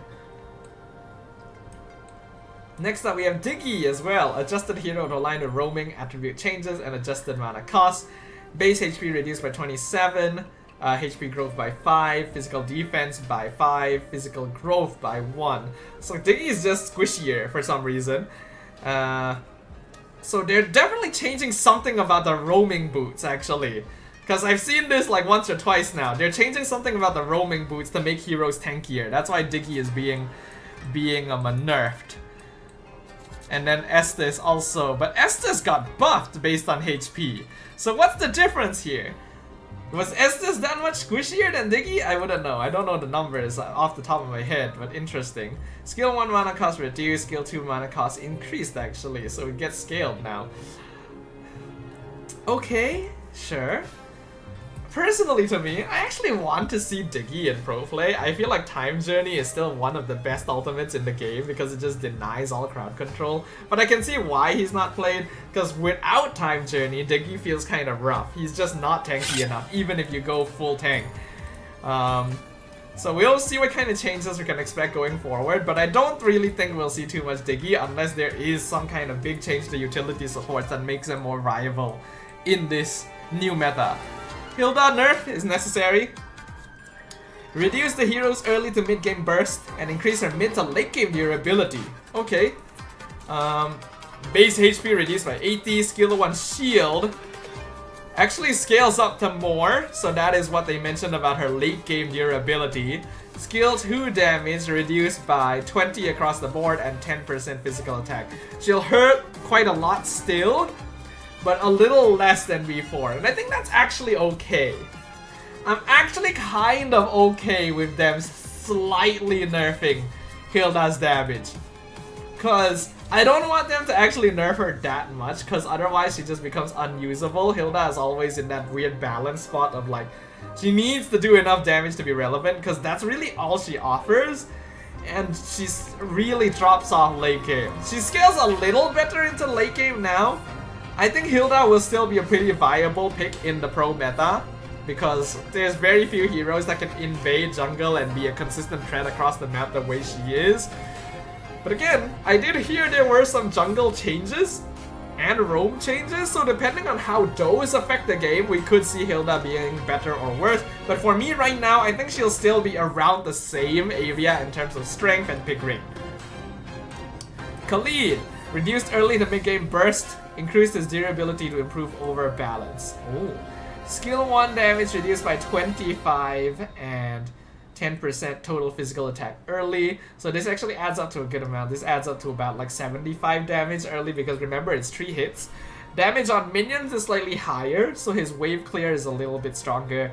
And then skill 2 cooldown is reduced by 4 seconds across the board, which means that in certain really extended fights, Khalid might actually be able to cast his skill 2 twice, which is kind of annoying. But they did mention about his durability. I'm gonna be honest, this might make Khalid better than Hilda.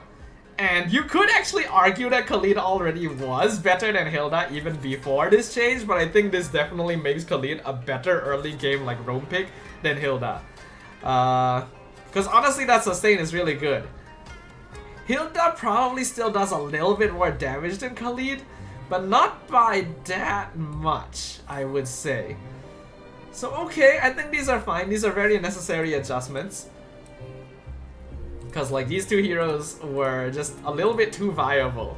I think it's good to always have a meta where damage roam is a possibility, but it was a little too frequent.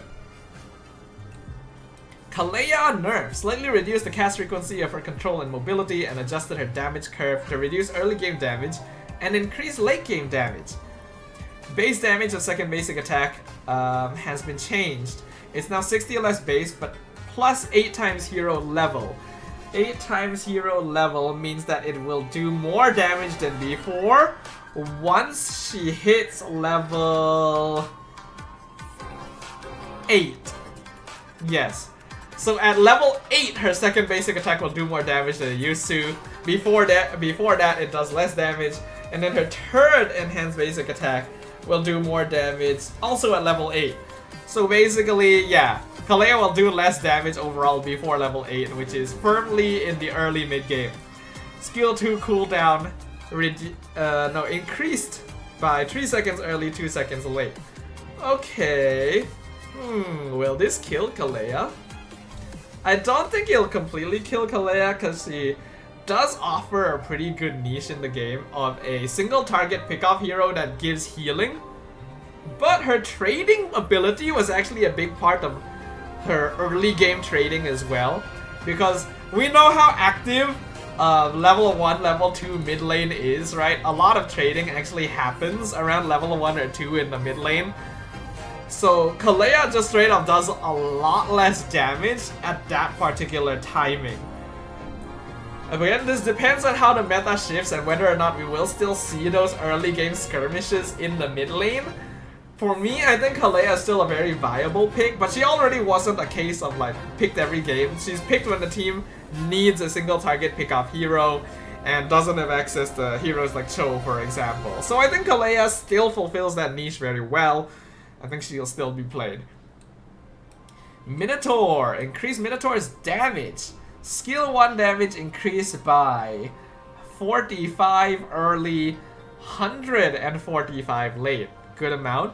Enhanced basic attack damage changed from 3% total HP to The 25 plus 5. Wow, okay.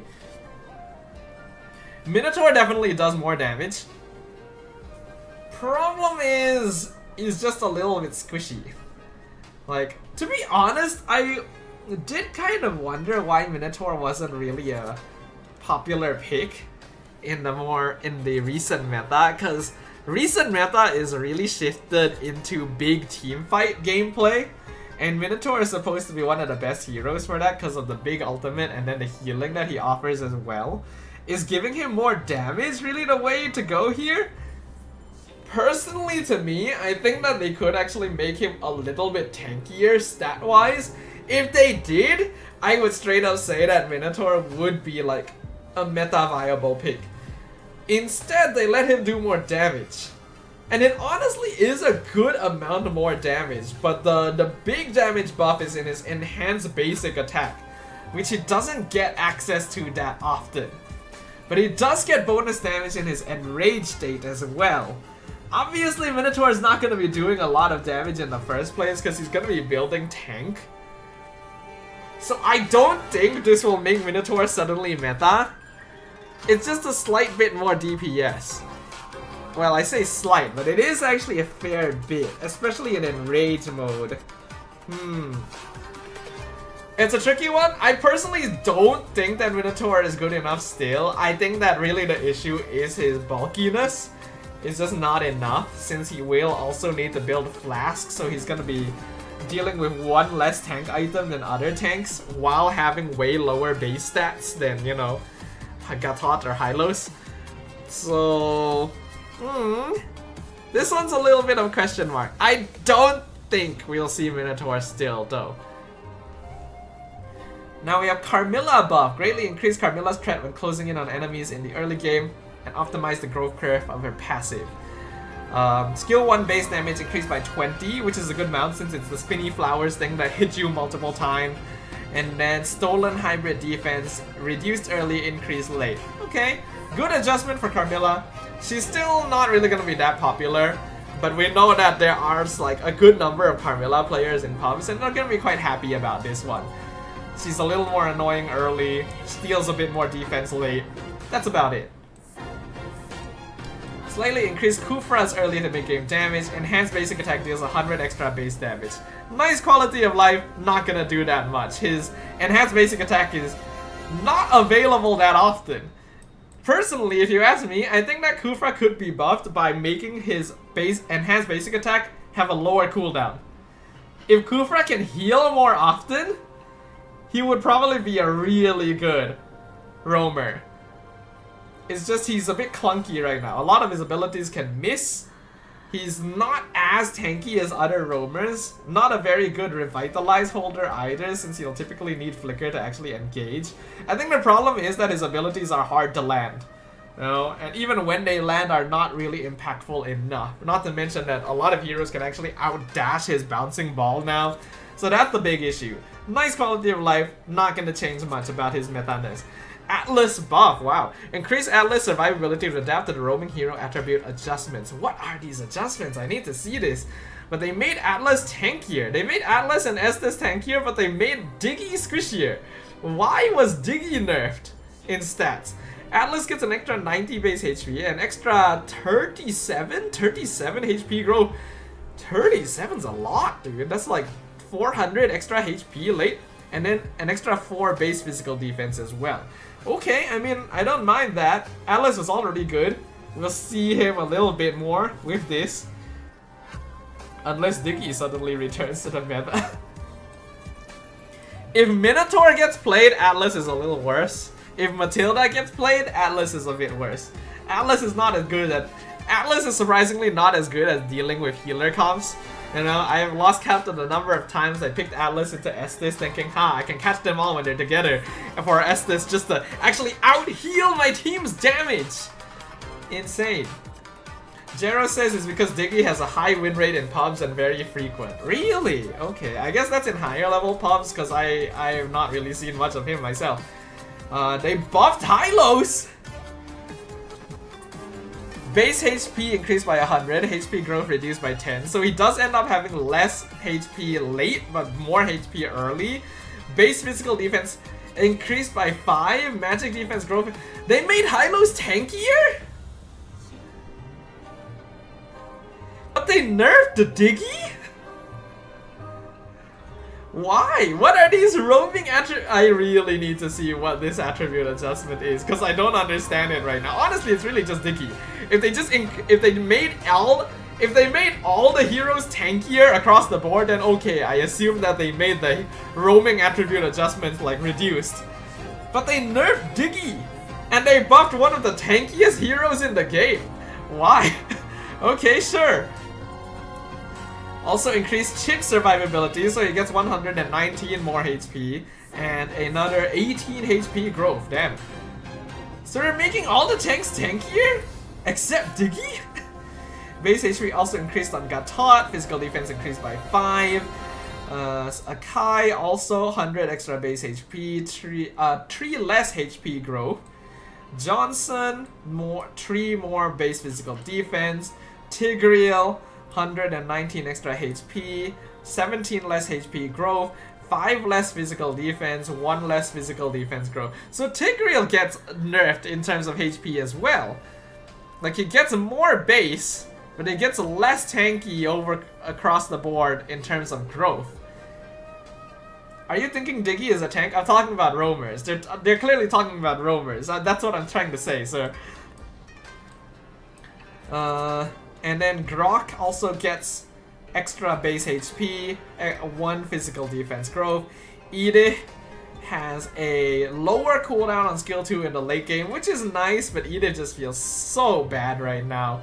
Needs a major look to like really return to the meta, because like her CC is still good, but the fact that she has to shift from tank into damage probably cuts her out of contention in a very team fight oriented meta. We saw Edith once or twice in MPLMY for some reason.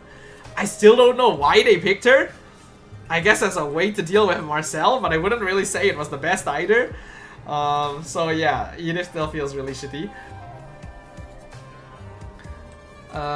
Freya, reduced duration and effectiveness. Okay, Freya nerf is very, very needed. She is straight up one of the best heroes in the game right now. Skill 2, range reduced by 0.2. That adds up over time. Ultimate cooldown increased by 10 seconds early, 2 seconds late. Fair. Enhanced basic attacker range reduced by 0.2 to match skill 2 range. Ultimate duration reduced by 2 seconds. Okay. Freya's still gonna be very, very strong, but she has less access to her strength.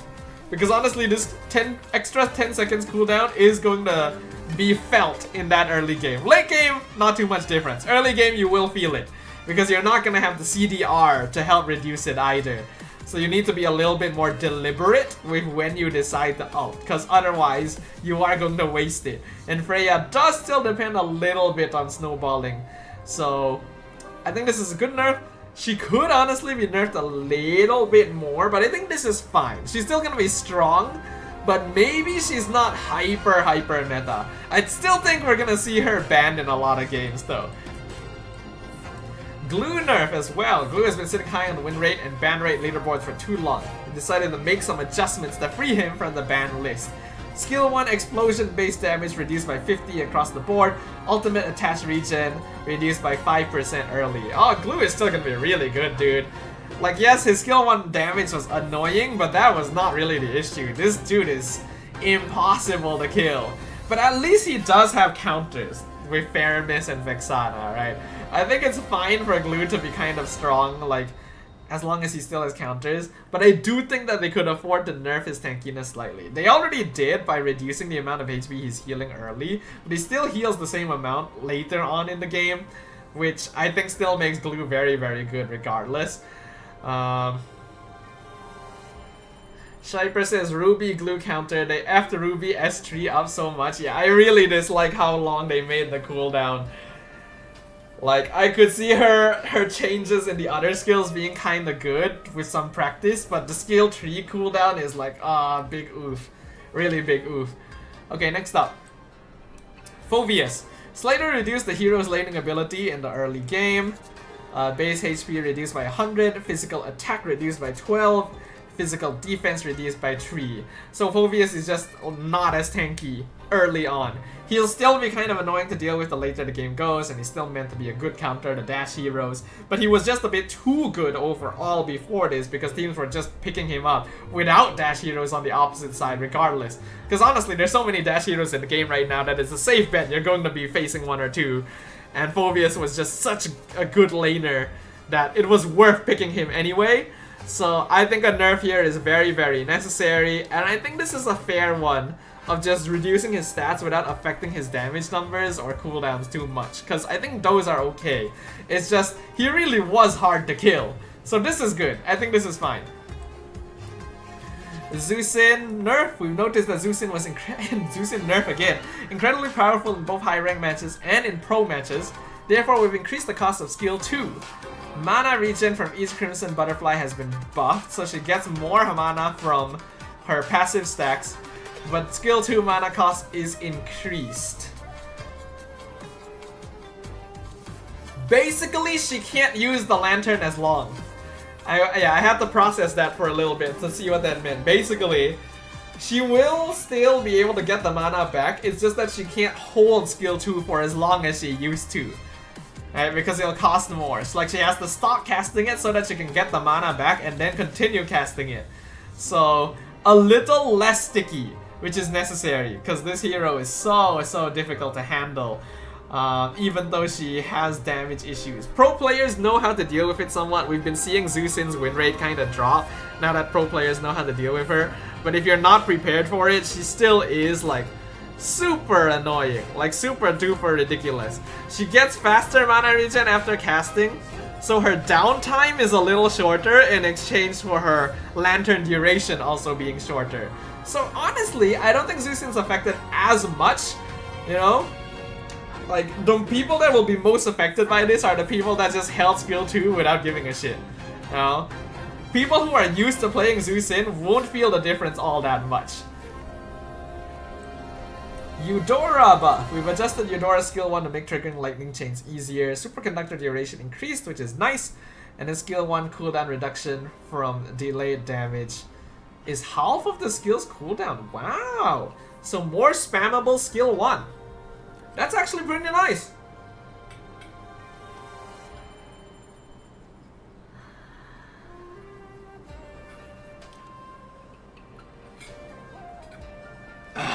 I think after the previous boss, a lot of us were wondering, is Eudora actually kind of viable to play now? But turns out no, she is still unfortunately a little bit too bursty. This does allow her to cast her ability more often, but the range is still very short and very simple.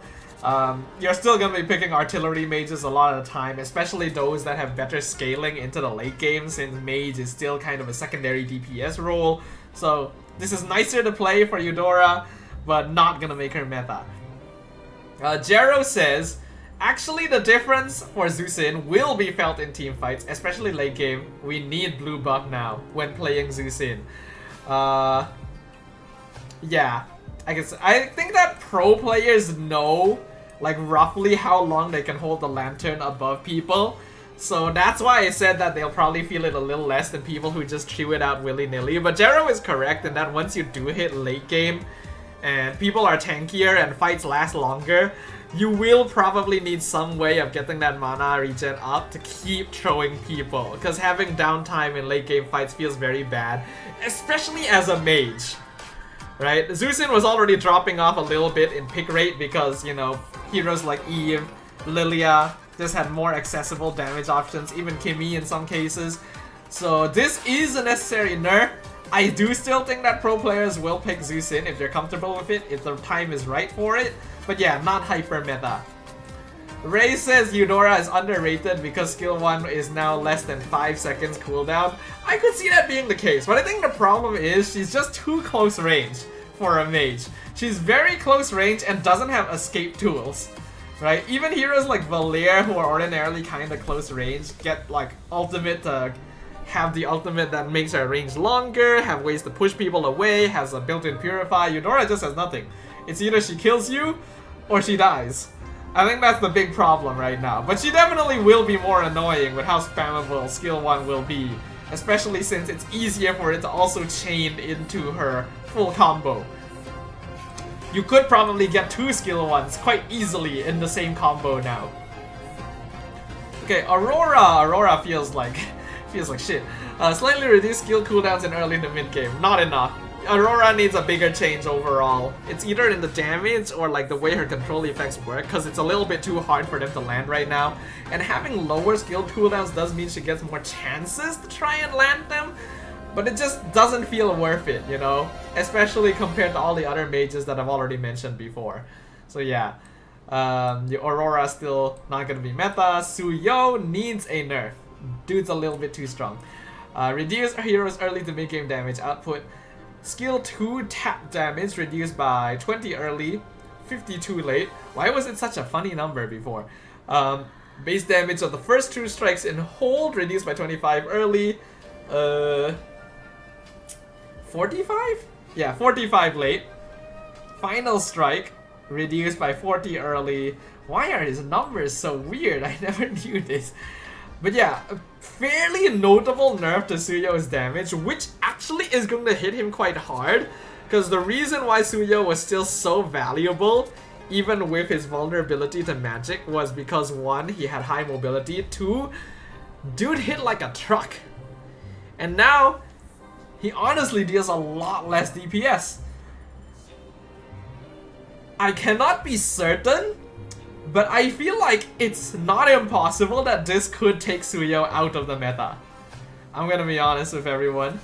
I think that Suyo could actually drop out of the meta because of this change. Because like this extra damage really made a difference. Not to mention that like Suyo players would oftentimes build Sky Piercer on him just to amplify the damage even further. Having lower damage means that he can no longer take advantage of that as easily too, since you're not going to be dropping to those low percentages like before. So I cannot say 100%, but from my personal perspective, this could be enough to drop Suyo out of the meta, I will say. Especially since it's skill 2. That's like his best ability. It's not just for killing, it's also for jungle clear. Jero is correct, right? It's very crucial for his jungle clear speed. That's also another thing of why Suyo was popular. He cleared jungle very fast. This will affect that as well. Yeah, I can see Suyo being killed from the meta because of this. Leomord nerf as well. Slightly reduced the hero's early game farming speed and mid to late game durability during the ultimate. Damage against creeps reduced by 20% is a lot, by the way. That's a lot. Again, jungle clear speed is one of the reasons why Heroes is meta. Like, Leomord literally hopped up to one of the top meta hero picks, largely because of this extra creep damage. So, while 40% is still a lot, it's less than before. And it's kind of a similar damage scaling situation to Suyo. And then his hybrid defense is reduced by 20 late, which I think is very necessary because holy shit, man was tanky, especially if he snowballed. I think that Leomord is still slightly more viable in the jungle than Suyo right now. But both of them are going to feel worse.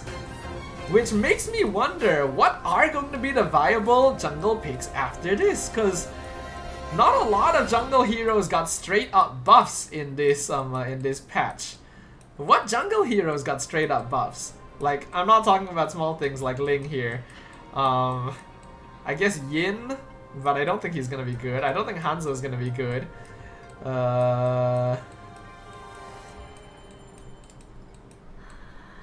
Saber.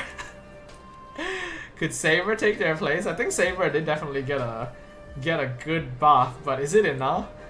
Or Jero might be correct. We might actually end up seeing more tank jungle because it doesn't look like tank jungles got hit very much. Or maybe it's later on, we'll see. For now though, Leomord and Suyo are gonna feel a lot worse. Slightly improve the handling of CC's passive. Stack removal, 1 stack every 0.3 seconds to now 1 stack every 0.5 seconds. This was probably a little bit too fast. CC basically disappeared from the meta overnight. And I had a feeling that would happen the last time I checked this change before. So this helps a little bit. And if we do end up going back to the era of tank jungles, CC will indirectly reappear. Because she is still one of the better fighters for dealing with tanks, still scales very well in EXP lane, a little worse in gold lane now, but still possible to play. I kind of wonder how CC versus Argus gold lane would go. Who would actually win? Because honestly, Argus got a nice buff.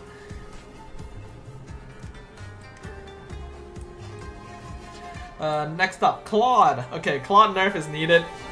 Straight up, best marksman in the game, no question. Harith is close, but Claude is just too universal. Compared to other marksmen, Claude hits his power spike a bit too early. To address this, we've adjusted the damage comp of his ult, reducing its early to mid damage while keeping late game damage unchanged. Ultimate has gone from base 120, 180 plus 10% total to base 40, 60 plus 40% total. Yeah, much more late game scaling than early game scaling now. So before this, Claude could kind of join fights early on and still contribute fairly well. Now, you might just not want to join fights until you actually have Trinity complete, no matter what. Which I think is very needed. He will still farm very quickly, he still hits like a truck late game. It's just that he's not allowed to be as active early, which I think is a fair compromise. To me, I still think that he's really good, because even if he does do less damage in early team fights, he can still kind of join them. You know? Like a Blazing Duet will not really do any damage at all, but he can still pick up assists. Like, what makes Claude really, really good is how well he scales late and BMI's existence. Battle Mirror Image is one of the best mobility skills in the game. And as long as he has Battle Mirror Image in its current state, he will still be very good. Because very few marksmen can farm and fight as safely as Claude does. And has as varied of a battle spell pool as he does. So even if he does do less damage and can't join fights as early, I still think that Claude is going to be very, very good. One thing to note though, is that other marksmen can now beat him in lane. One of the big issues for Claude is that even though he's one of the best late game scaling marksmen in the game, he was actually beating multiple other marksmen in early mid game in the laning phase. Claude won the Harith matchup, which to me was insane. Especially considering how much of a buff Harith got. Harith got buffed to be one of the hardest hitting early game gold laners in the game. And Claude was beating him in lane because of how much he could heal off of his spells and Blazing Duet. No longer the case. Harith has always historically been a Claude counter. He is now officially back to being a Claude counter, which is very needed. Not to mention that other early game marksmen like Brody, Clint, Moskov, well, Moskov is not really early game, but you get what I mean. Heroes that scale a little bit quicker and can fight earlier than Claude can officially start beating him in lane as well. Claude is still a really good marksman, but he is back to the status of being like, he needs his Trinity to join fights. So I think that's very fair. I think that's very fair. Harley's skill, yes! Yes, this is what I've been saying! Thank you, Moonton! Reduces skill 2 mobility. That was the problem, not his damage. It was this. Yes, thank you. Skill 2 cooldown increased by 1 second across the board, and then the skill cost has been increased. Mana won't really be a big issue. I thought that they were reducing mobility, dude. This isn't the mobility, this is cooldown. I thought they were making it so that he would run slower. This is not what I asked for. I retract my statement. I wanted them to make him a little slower after teleporting with skill 2. Yes, a slightly increased cooldown is still a step in the right direction, but it's the movement speed. That's my big issue. It's still a much needed nerf though. I just think that it should have been targeted at something else. Oh, they nerfed Paquito. Well, I knew they were gonna nerf Paquito. He was just too good. Alright, what have they done to my boy? We're happy to see Paquito back in action, but he's currently a bit too strong. I have to agree. We've slightly reduced his early and mid-game combat and link clearing power, but he remains a strong pick. We will be the judge of that. Enhanced skills, extra damage to minions, changed from 10 plus 1.3 times hero level percent to 2 times hero level percent. That is okay, I think. Because at level 1, it was 11.3. Oh, yeah. At level 1, it's 11.3 before. At level 1, it's 2. And this is a percentage, actually, so that is a big early game nerf, actually. Damage reduction after casting enhanced skill. Oh. That's a big nerf.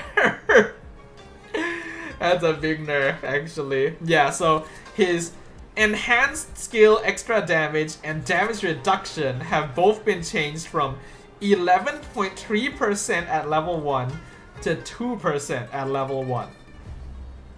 At level... Okay, Paquito usually hits his power, like, let's say level 4. Level 4 is the important timing, right? At level 4, it would be 15.2%. Now it's 8%. It's half. Holy shit. How about at max level? At 15, it would be... At 15, it would be... What's 0.3 of 15? 1.5.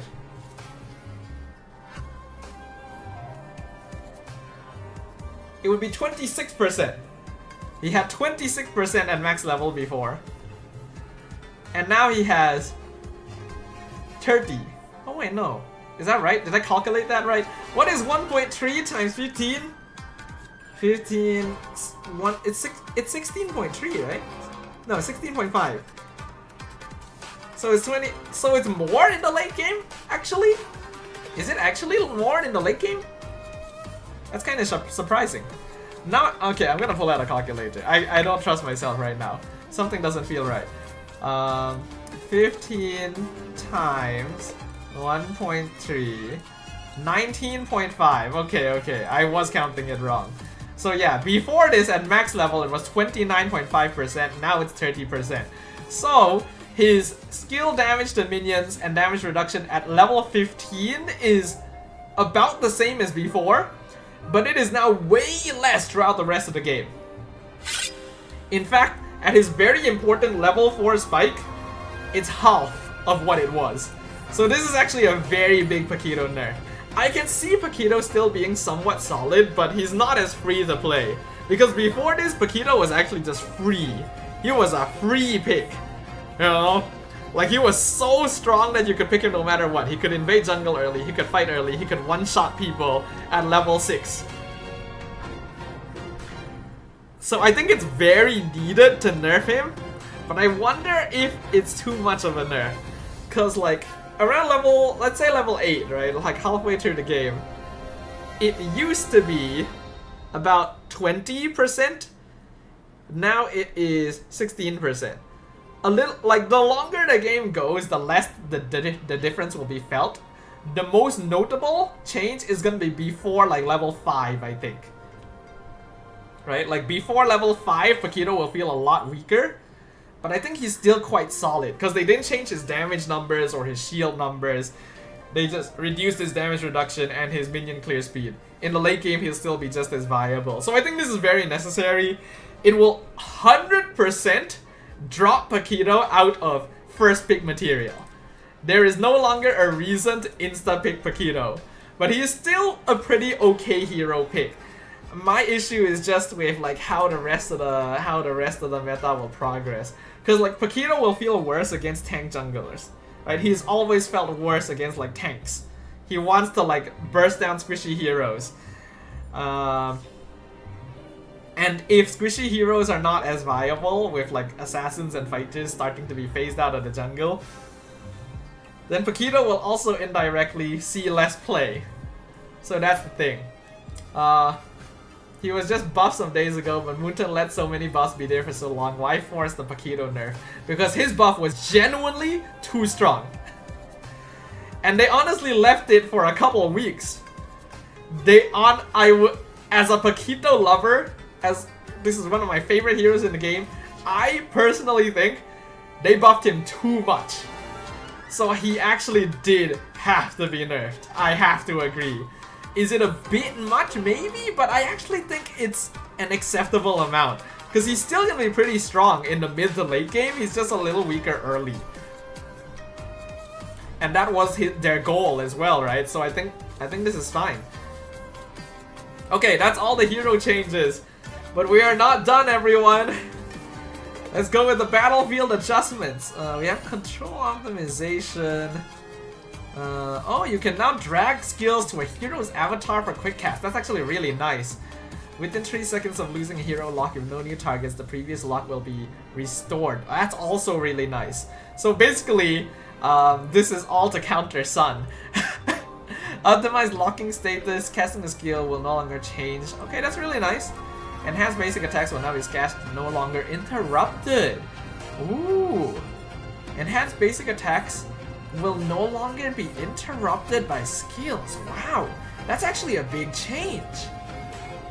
There's like a lot of heroes where they're trying to cast an enhanced auto attack and it actually gets cancelled halfway. Now it will still like go through. So that's actually pretty notable across the board here. Are there any heroes that will affect them more than others?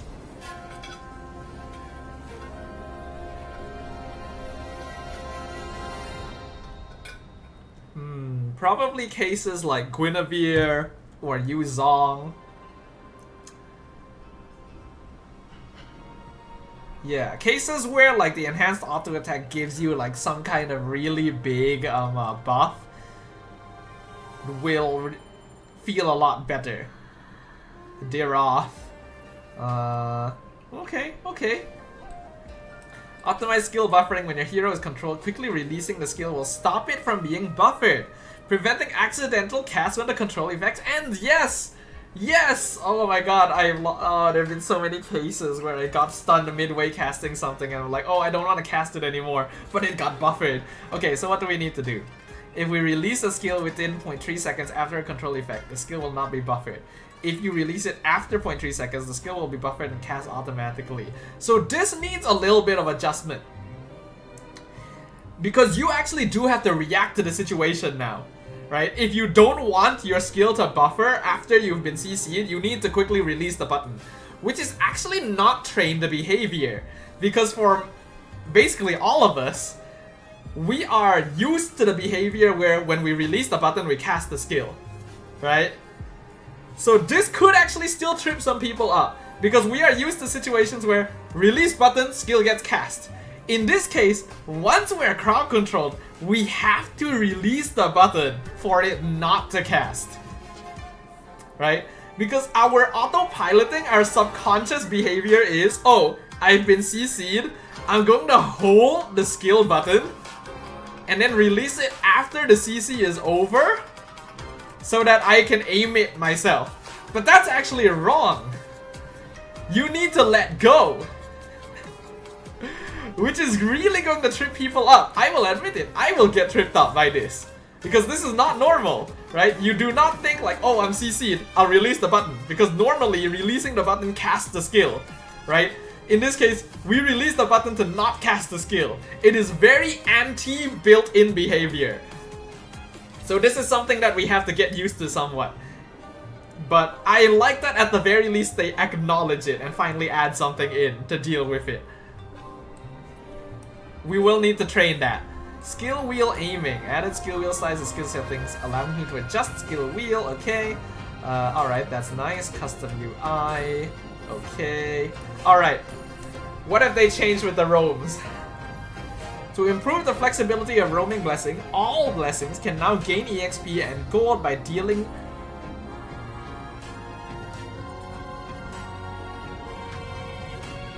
Okay. So before this, different roaming blessings would gain EXP and gold through different things. Like for example, Dire Hit lets you gain EXP and gold from dealing damage. But now all of them do the same. You can deal damage, reveal vision, and share income from any roaming blessing, but the income gained each time has been reduced. We acknowledge that damage-oriented roamers can generate gold by harassing enemies, but we do not encourage the playstyle of boosting themselves by taking gold from minions and creeps killed by their allies. Therefore, we've extended the duration during which heroes with roaming blessing receive reduced gold from creeps and minions when alone. Huh. So... roamers just straight up get a lot less EXP and gold for longer. Which I think is actually okay. Because for a while we've actually had a bit of an issue where roam heroes would actually outfarm the other players on their team if the game wasn't going well. Because they were just getting free gold off of roaming blessing and still sharing gold and stuff. But 8 minutes is a long time, dude. Not to mention that they actually get less solo income from minions and creeps now.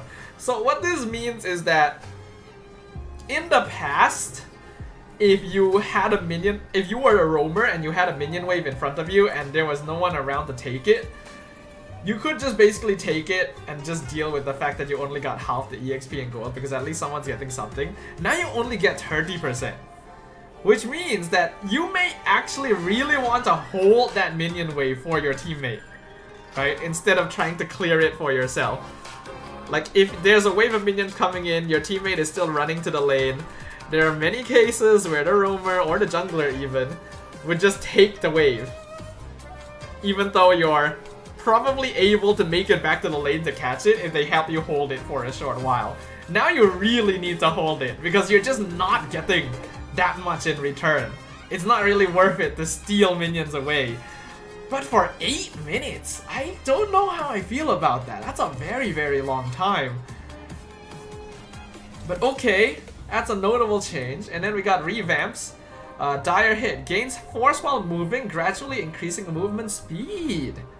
Upon reaching 20 stacks, the next skill or basic attack consumes all stacks, dealing extra damage based on the number of stacks.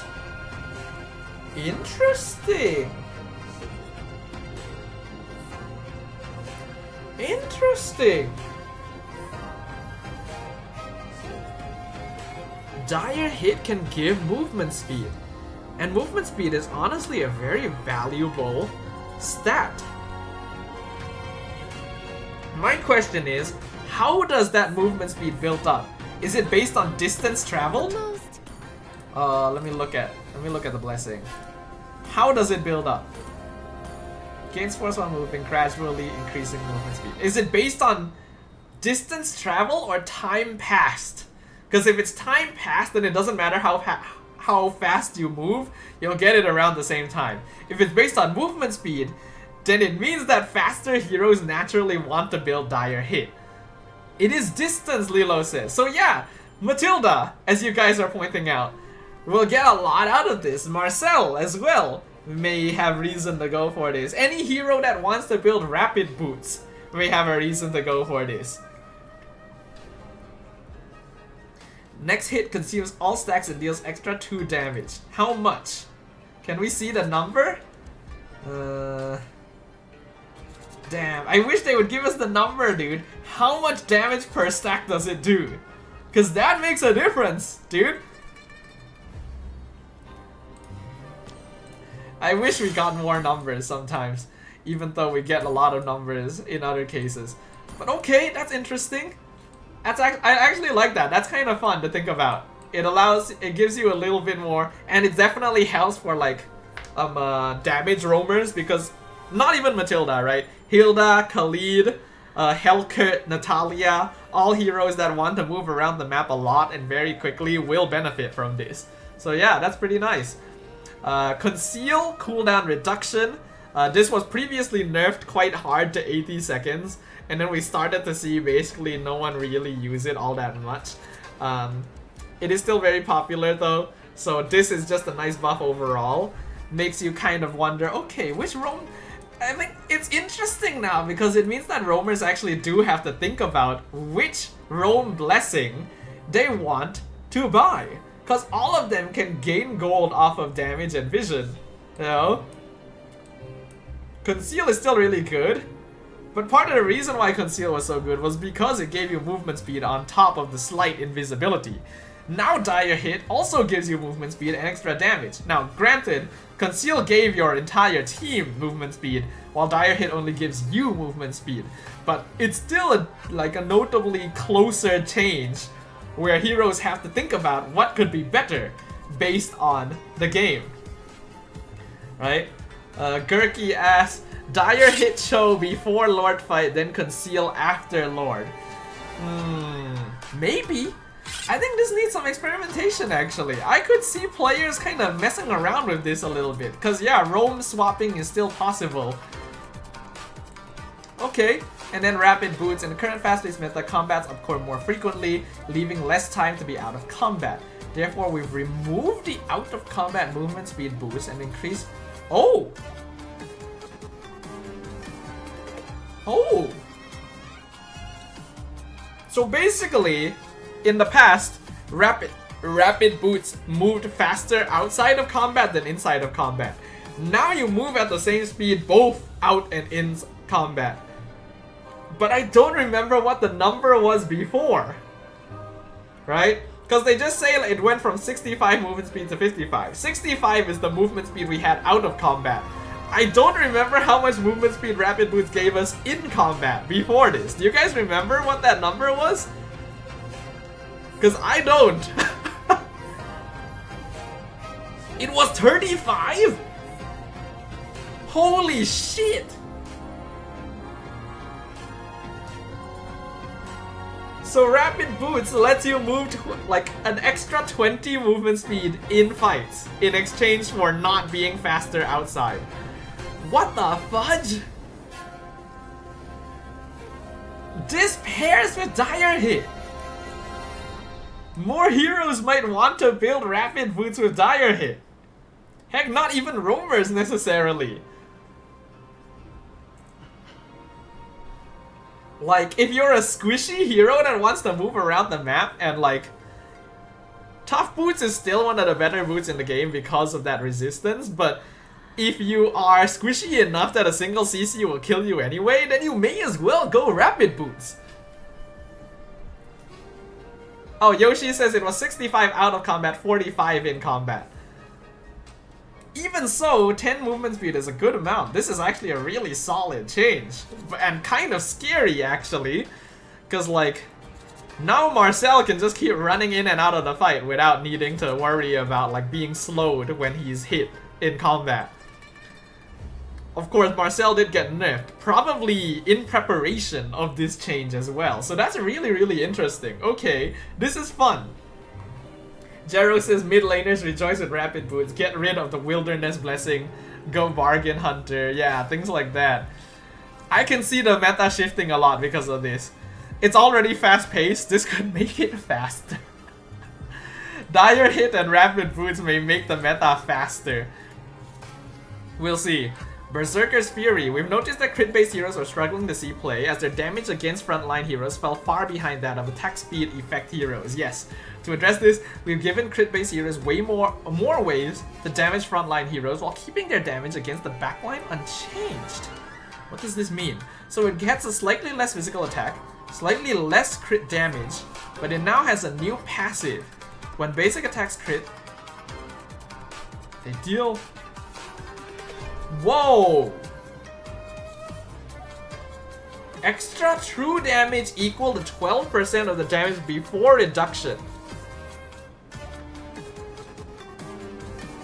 I need to think about this a little bit. When basic attacks crit, they deal extra true damage equal to 12% of the damage before reduction. So this is, in a way, denying damage reduction. Cause imagine this.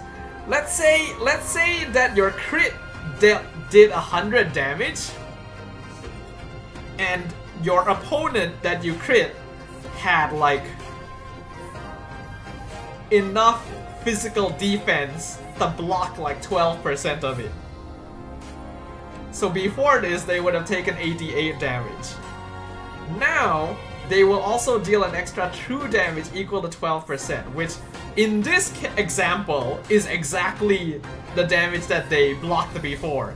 So now it also just does the base 100 damage. It's just straight up quite strong, honestly. This is actually a good amount of damage. I like, number type things are very difficult to really imagine without actually seeing it in action, because they are correct. Crit based builds were just not good enough, because they were only really solid for dealing with squishy heroes, and there were a lot of tanky heroes blocking squishy heroes. But this depends on the numbers, cause they did take away 10% crit damage to do this. And it'll probably balance out to tankier heroes that had reduction, but what about heroes that have no reduction? Like, does this actually reduce damage if the if the opponent you're hitting has less physical defense? 12% of the damage before reduction. No, it is based on your raw damage. Right? The reduction actually isn't taken into account at all. So yeah, I think this is just generally a buff. This is a total buff. Because it is not taking into account the opponent's physical defense, it is ignoring it. It is taking a chunk of the damage that you did and making it ignore the defense of your opponent. So yes, it will still hit very hard against squishies, and it will be more effective against tanks. Okay, alright, not bad, but is that enough is the question. Because attack speed heroes are still designed to deal with tanks, and it seems like tanks are still gonna be pretty good. Tanks were not really nerfed across the board here. Jungle adjustment. Okay, we finally got to this. Holy shit, this has been a long patch note review. If this is gonna be like, what, a 2-hour long video? Maybe even more. To alleviate jungle heroes' weakness when invaded by multiple enemies in the early game, we've made some optimizations and provided more possible jungle routes. Ooh. Retribution. Basic damage. Wow. What the fudge? That's a lot? What? That is an extra 230 base damage plus 70 per hero level? So even at level 1, your retribution does 300 more damage than before. What? Basic level 1 retribution does 900 damage? And then advanced retri deals a little less base, but still more multiplicative. So when you hit advanced retri, it deals the exact same damage at level 1, which is 900. But then it gets higher. And yeah, that's at level 1. You're not gonna have advanced retri at level 1. It's usually a couple levels after, so it will do more damage. Retribution just does more damage in general. Wow, okay. And then creeps. Reduce base EXP of Thunder Fenrir and Molten Fiend, aka purple and orange buff. Oh, well, it took a while for this spinner to appear again. But yeah, so they reduce base XP of the buffs. Oh, it didn't send me back to the main menu. Increase the base EXP of other creeps while keeping total EXP. Oh, never mind, it did. Damn it! Even sending me back to the main menu lagged. What the hell? Okay. Keeping the total EXP needed to hit level 4 by killing 5 creeps unchanged. Okay. Killing Horned Lizard, Fire Beetle, and Lava Golem will level you to 2? And their first respawn time is moved up to 25 seconds.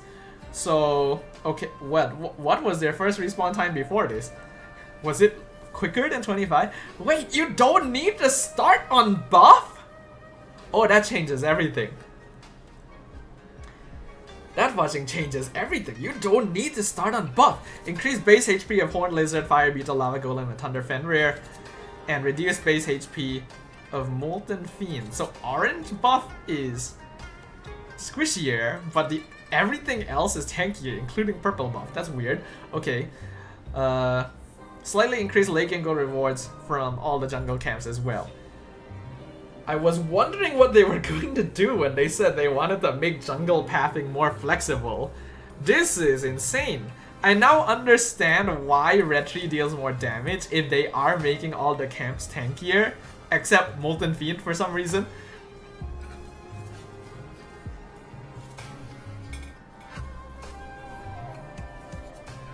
Ray says, enemy beetle is where I will start now. Easier level 2 invade before jungle gets level 1 from buff. Oh, this changes a lot though. Like, junglers can actually start exploring ideas. Dude, this is the day before a tournament. There's no way you can identify what the best jungle path is. In fact, there may not be one. There may no longer be a best jungle pathing.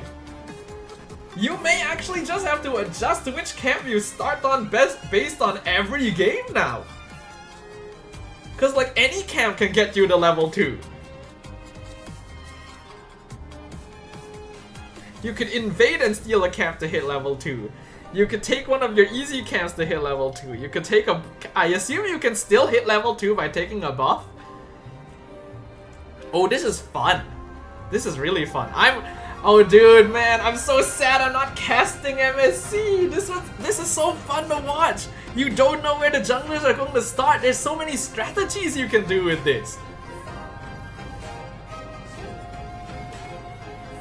Can damage roamers steal camps? It's not very viable because it would take them a long time to kill the camp, but could you cheese as a damage roamer by just trying to steal a camp and hitting level 2? Can a roamer do that? You probably wouldn't, right? Because you don't get as much EXP without retribution, but...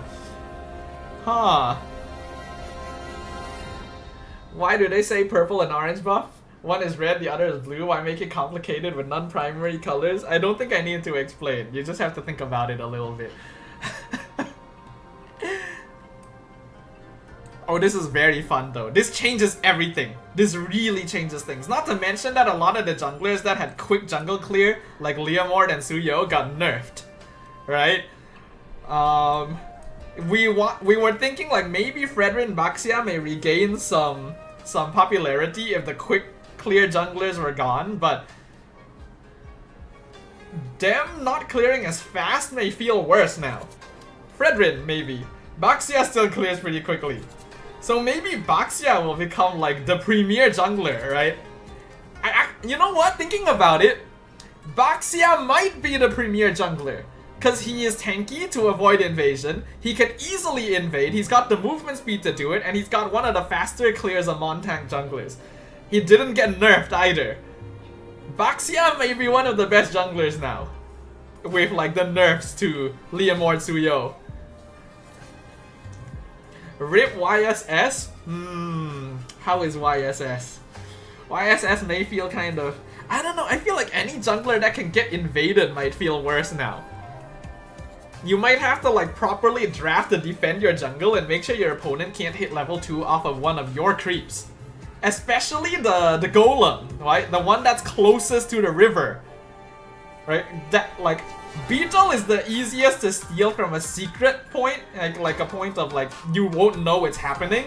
But Golem is the easiest to steal from an access point. That's the closest to the river.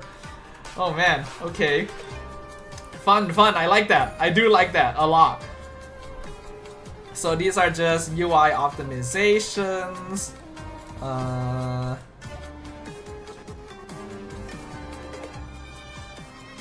Huh? Adjusting hero stats in Mythical Honor? Only? What?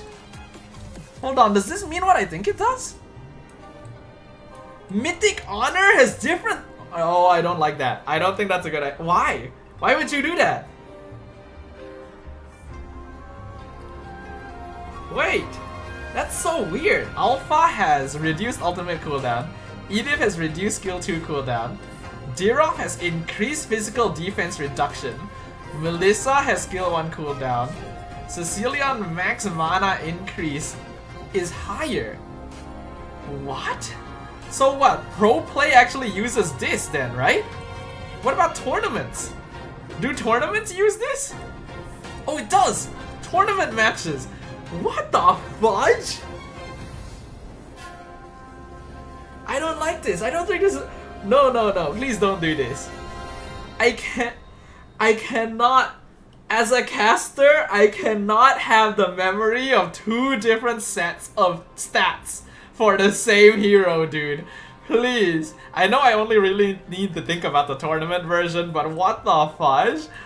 Are you serious? We're testing a new balancing approach, applying hero stat adjustments specifically to Mythical Honor. So they're testing it out. So if they like it, they might actually make it normal going forward. I don't know. No. It shouldn't be like that. If you make the game different for higher ranked players and tournaments, then how are like the mass majority of players going to be able to relate to watching the games? The reason why a lot of players watch games is because they want to see how pro players play the same game they do and how differently it feels. But if the game naturally is different when you're watching it, then you lose that connection. Right? Like if a pro player makes like a super cool move on Cecilion now, there will be a gap. You will not be able to think like, oh, if I was better, I could play Cecilion like that. No, you will think like, oh, he can play Cecilion like that because he's in Mythic Honor and he stacks faster. Dude, no, that's not a good idea. Right, you guys get what I'm saying, right? I hope that this is not something they decide to go forward with. I'm gonna reach out to Moonton about this, and the other casters about this, because I do not agree. Bush Vision. Optimize delayed vision loss. Vision delay applies when both sides are visible. When entering a bush with an enemy hero, the player will enter a concealed state after a 330 ms delay. It changes to when entering bush with enemy hero nearby and both sides are visible to each other. Oh, okay. When player leaves a bush, enemy heroes inside remain visible. Oh, that's big. That's kind of big. When you leave a bush, any enemy heroes that are inside you can still target. Dude, you cannot bush kite in lane. Dude, what? Hold on. One of the best laning strategies is to just keep going in and out of the bush to make people lose auto lock on their skills. You can't do that anymore.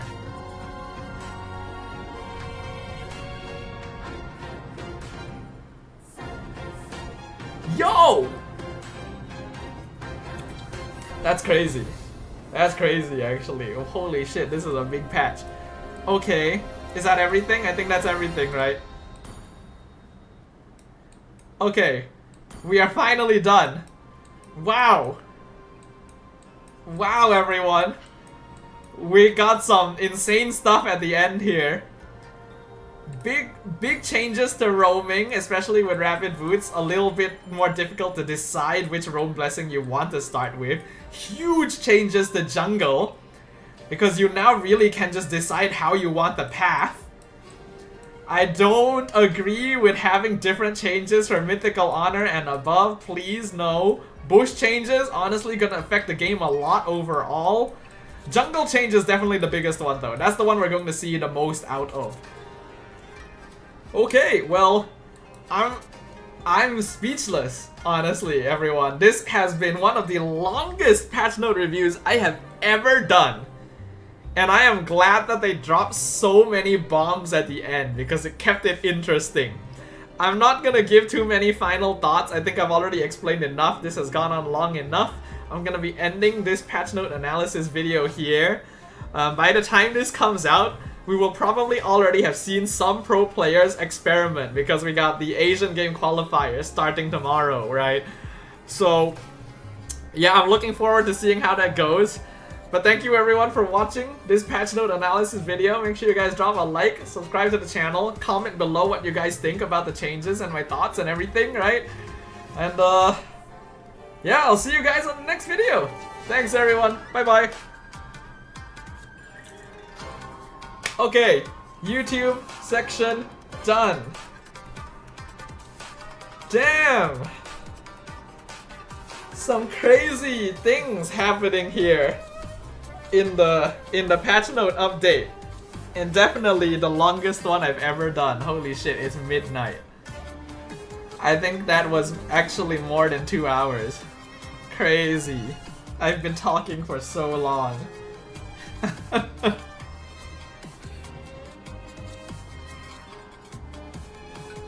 Okay, hold on, I'm gonna go to the bathroom. At least we still have a little bit of time though to play some stuff, because I definitely still want to try Hirara.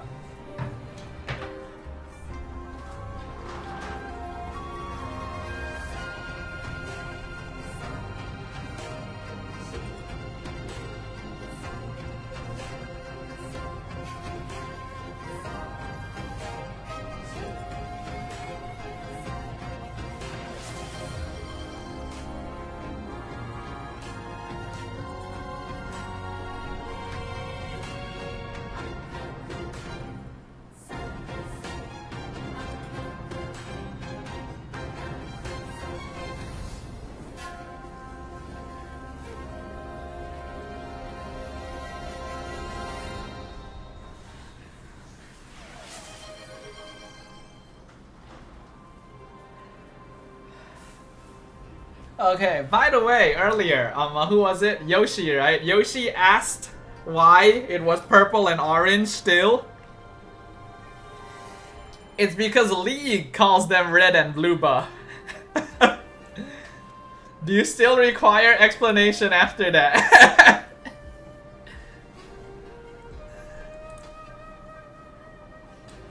But yeah, Cruel and Darren redeemed hydration. Let me have some hydration.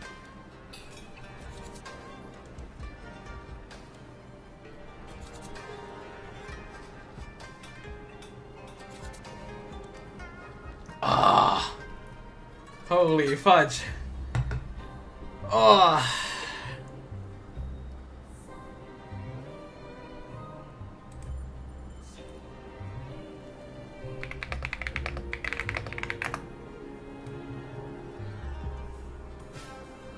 Hold on, let me just respond to some Discord messages real quick.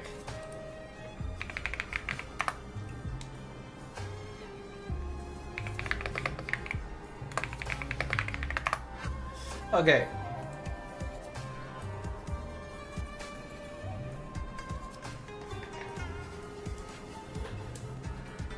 So, here's what we're going to do. I'm going to play one classic game so that I can guarantee at least play one game of Hirara. And then after that, we will switch to ranked. Sound good? Because no matter what, I want to try a Hirara game. I'll try one Hirara game, and then after that we'll play ranked. And if I get the chance to play Hirara again, I'll try, but if not, then we'll try other heroes. So who wants to join? Dark Striker's already invited me. He found the secret recipe.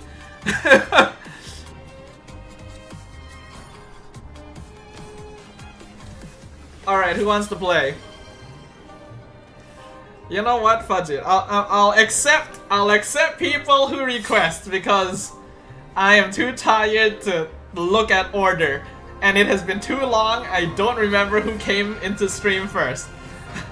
So whoever requests first, get in here. Avoiding league terms? Yeah. Because yes, we did used to call it red and blue. And then, you know, after some time. Okay, well, we got peeps. We'll rotate some people out. Normally we rotate people out every like 2 or 3 games, but today we're only starting on midnight, So I'm gonna try and rotate people out like per game, right?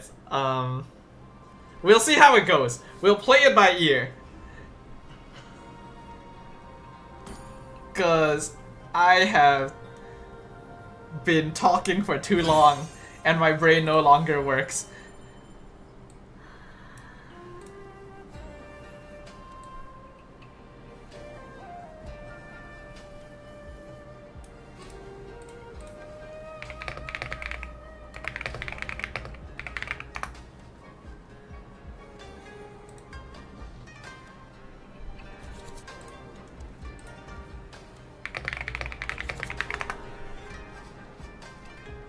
Me, I wanna join? Okay, Wasemo, we can rotate out later. I'm done after the classic, not to ruin your ranked experience. I see, I see.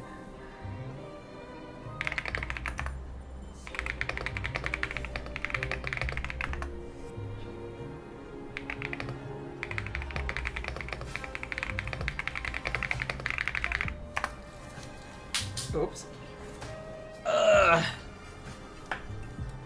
But how am I supposed to know Lee calls them red and blue when I don't play? You know what? That's kind of fair, actually. I never thought about it that way. That's actually kind of a fair point. But basically, we just... Oh, like... The thing is, everyone calls them red and blue anyway. all the players call them red and blue anyway. But as a caster, officially, I have to call them purple and orange. I'm just gonna speed it up. It's classic. Hirara start enemy beetle, easy level 2, start invading with all 4 skills. Honestly, sounds like an idea, but I feel like I'm gonna need a roamer that can help me. Okay, well, time to give her a try, everyone. The pretty lady is here.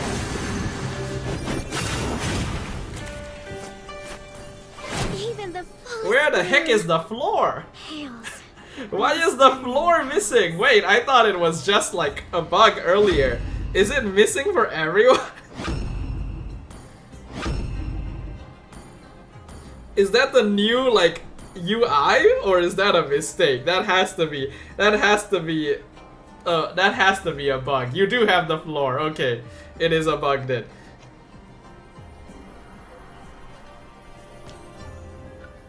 I will warn you that I am almost definitely going to be messing up multiple times because I just don't have the muscle memory yet for how to play. Remember my gameplay, sir. I remember your gameplay, but having the theory and using it in practice is very different.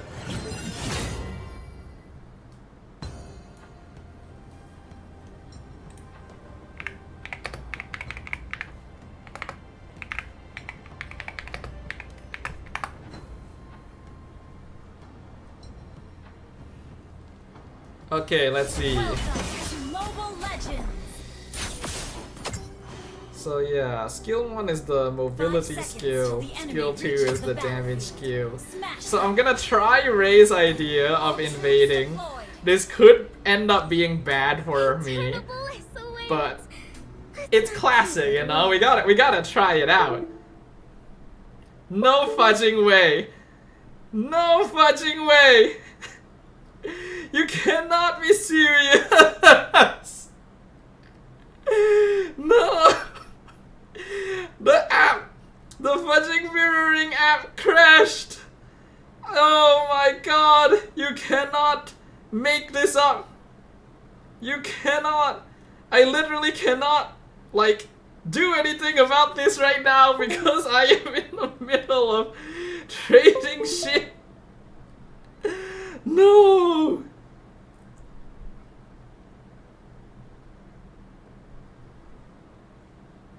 Oh, I don't know what I'm doing with my combos right now, guys, and you guys can't even see it because the fudging game decided the fudging mirroring software decided to fudging die.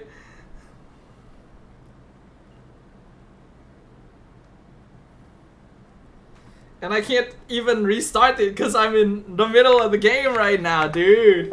What am I supposed to do? All the people on stream can't see. Okay, you know what? I'm gonna sacrifice. I'm gonna sacrifice some of my early game to make sure that we can like at least see what's going on. And that's the streamer sacrifice. I'm gonna reconnect, and that's gonna tap me out of the game to actually make the connection happen, and then I'm gonna lose some early EXP. What can I do? What can I do? Okay, we're back. Whoops. So this one is the Involve Intent Dash.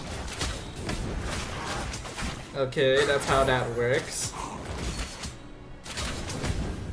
And then skill 1 to 2 is the dash into the damage. Okay. Okay, gotcha. I'm gonna forget that. 100%.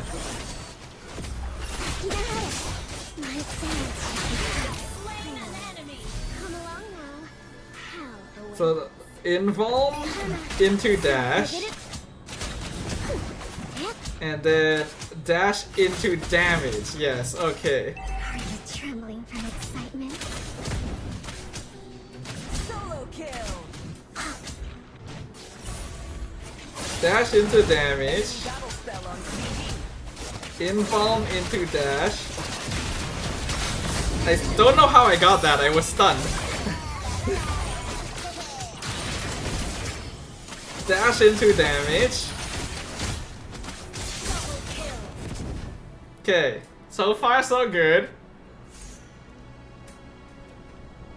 But yeah, this is gonna take some getting used to. Dash into damage. I need to say it to remind myself. Involve into dash. Dash, dash.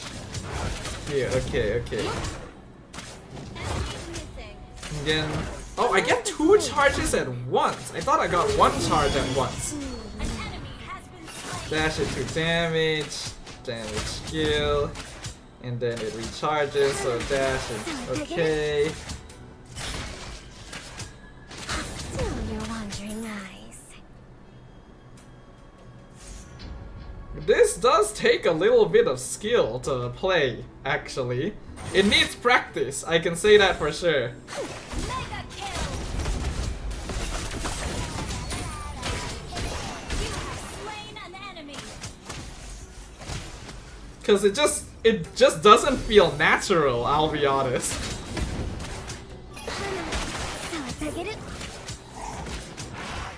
It doesn't feel like your typical MLBB hero gameplay, if you guys know what I mean. You can use the same combo twice too, yes, that is what I remember saying in my reaction.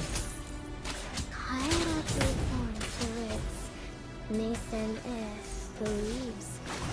Together, they bloom in eternal beauty.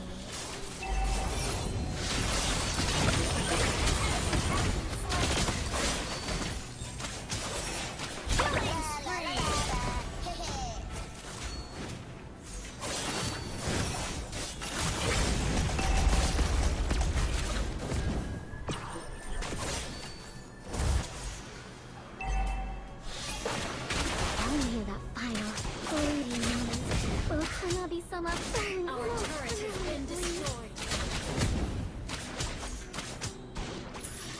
Deadly, yet with a gentle touch. Love begins with Kaira's light. The one with the untargetable is insane for outplaying? Oh, definitely. We've already seen it, actually. Ray showed us how it could be used for outplaying.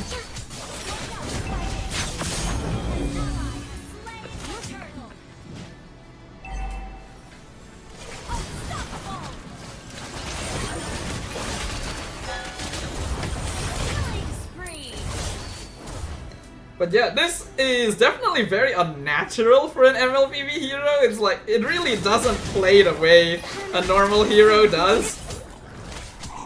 So like, I think that will catch people off guard. I'm looking forward to seeing the pro players try it.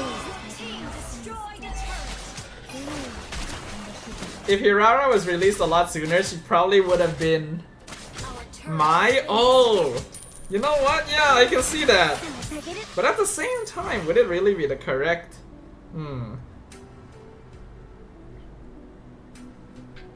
Correct type of skill set is what I'm wondering.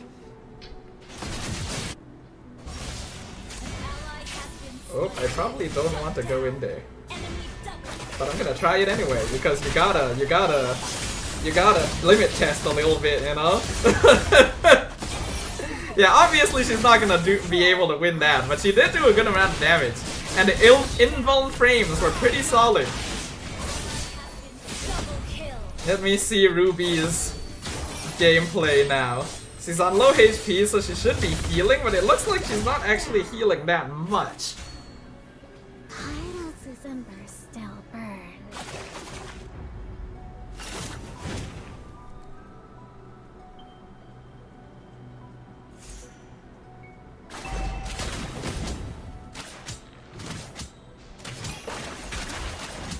Yep.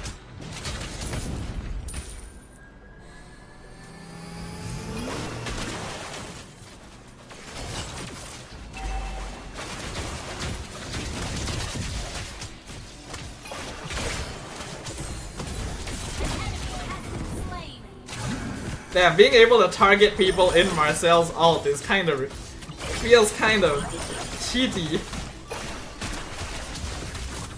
Oh, what? Oh, I got stunned out of my skill then.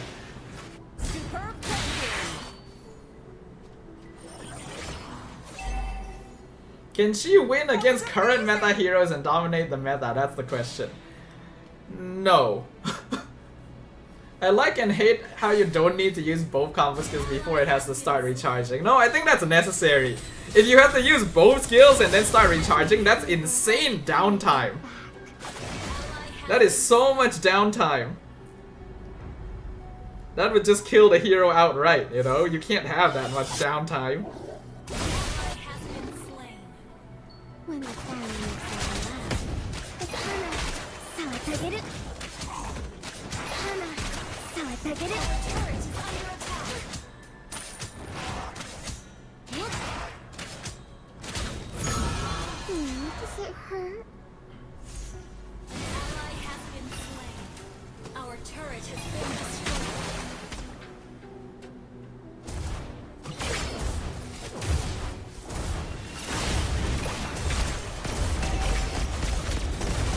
Oh, fudge, yeah, she is still very squishy. That is one thing. Hello, David! It has been a while indeed. I think we will really need to see how pro players play Hirara. Or like, if they do at all. Because this is the type of hero that you really kind of need to see, like, how is she supposed to be played properly? You know, so that you can learn from it. Because there's just so much possibility. Oh damn. Big play, y'all. Among the great elements, Bone Hana, 妨げる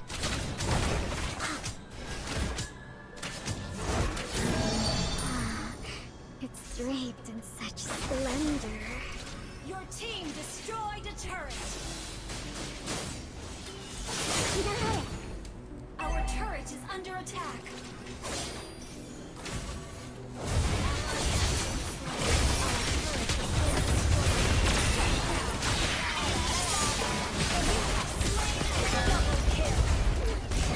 Ooh, fudge! Ooh, fudge! Oh, damn it. Okay, I'm starting to kind of understand a little better. 2-skill hero hard to use, yeah. It honestly is. Because it's not 2 skills. It's 4 hidden in 2 skills.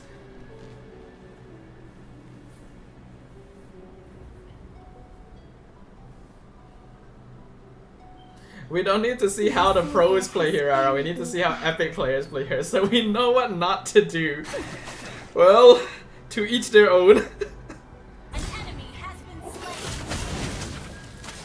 Actually, skill 1 had like the skill 1, skill 2 combo had an immobilize, right? Ah, fudge. I suddenly can't remember what skill 1, skill 2 did, other than dash damage. Among the great armaments, only these fans truly know the heart.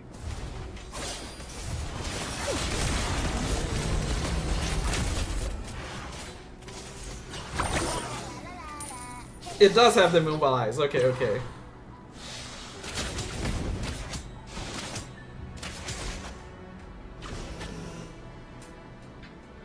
Still your wandering eyes. Control. An enemy has been slain. But it is a very close range immobilize. That's the thing. That makes it a little hard to use, even with her multiple dashes. Slain.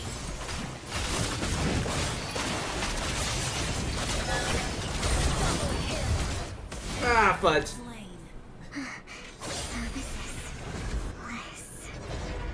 I'm graduated, now in college. Oh damn, okay, okay. Inhibitor turret is Congratulations, sir.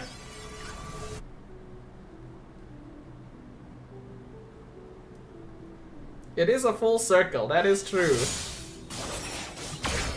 I think she unfortunately does still run into some issues with the fact that she is a squishy assassin that needs to be upfront a lot of the time. And you have to know how to use her untargetable to get out of situations. She needs practice, for sure. I will say now, she needs practice. I am 100% not playing her correctly right now.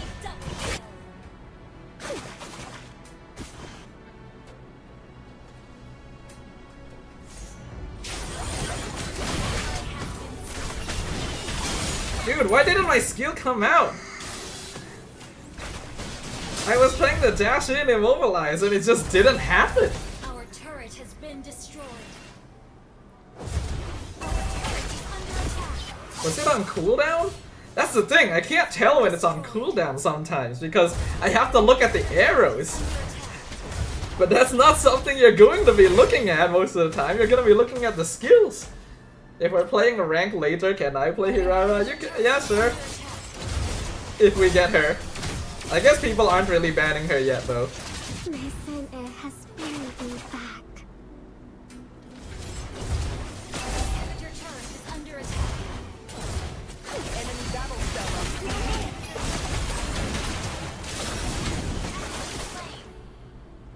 I think I am sometimes using combo skills on accident. That's probably why it's going on cooldown when I feel like it's not. Because I've accidentally used like both without really thinking about it. What am I doing? Monster kill. Your team destroyed. Ah, fuzz! If I just had it off cooldown a short moment earlier. Your team destroyed a turret. That was not bad though. All things considered. My health was already low and I nearly fought him to death. How fed is he too? He's actually very fed. He's a lot more fed than I am, so the fact that I got that close is kind of impressive.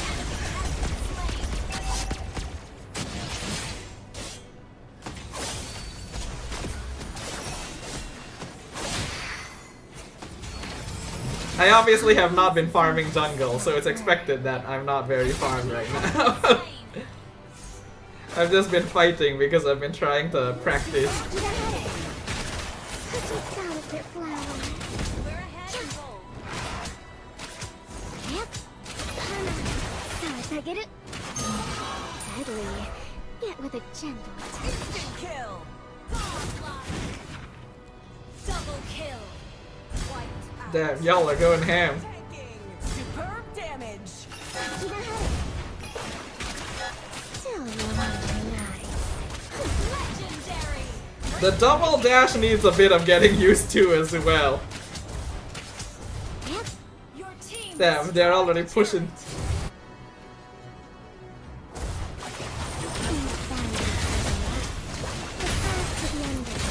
spree. Shut down. Your team destroyed a turret.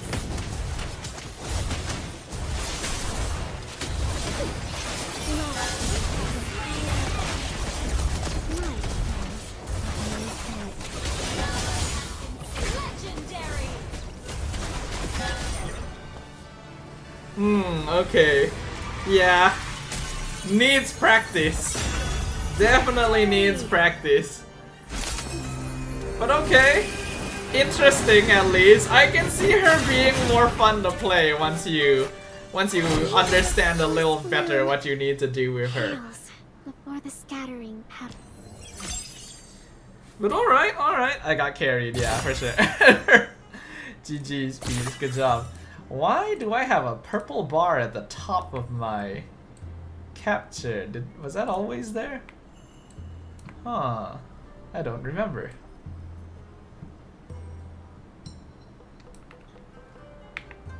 Was that always there? Oh well. Is it just me, or does she feel like she has so much backswing time? No, I think I'm just not playing her correctly. Okay. Let me go to the bathroom real quick, then we'll come back and we will try some rank. I do want to try some Ruby as well. I'm curious about the bus. Be right back though.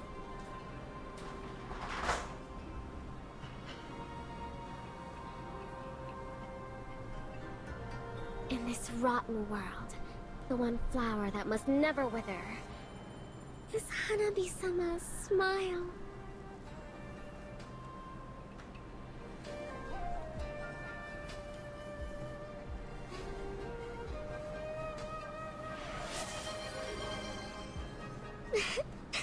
Hanabi-sama's killing intent always makes my heart race. So she also wishes to save Hirara.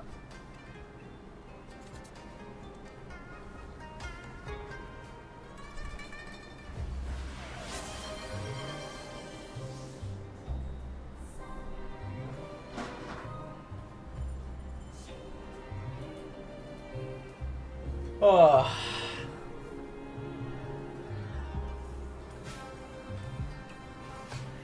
Thank you for the hydrations, people.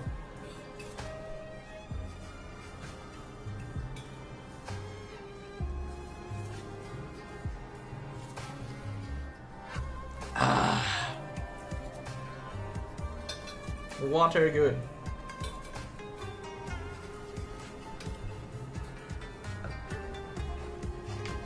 Alrighty. Let's try some rank. Who wants to join for some rank? Who wasn't part of the previous game actually? Let me just check again. I need to remember who was there. It was Dark Striker, Kuruel, Jero, and Jachung. So let's pull in. The demon in the fan seeks to keep me. Quite the greedy one. But I still have people to kill. People. We'll pull in Alilo. We'll pull in Darren. Who else was there? It was Jero, Dark Striker, Jachung, and Jero, Dark Striker, Jachung, and Kuruel. Right. Are there any other new people? Harsha wants to join.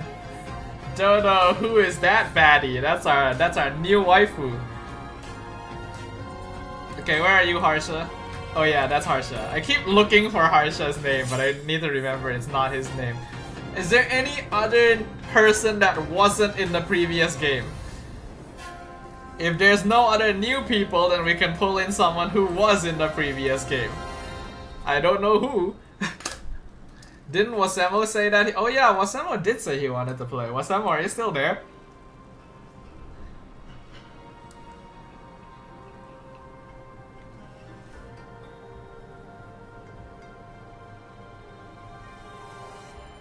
If not, I can join.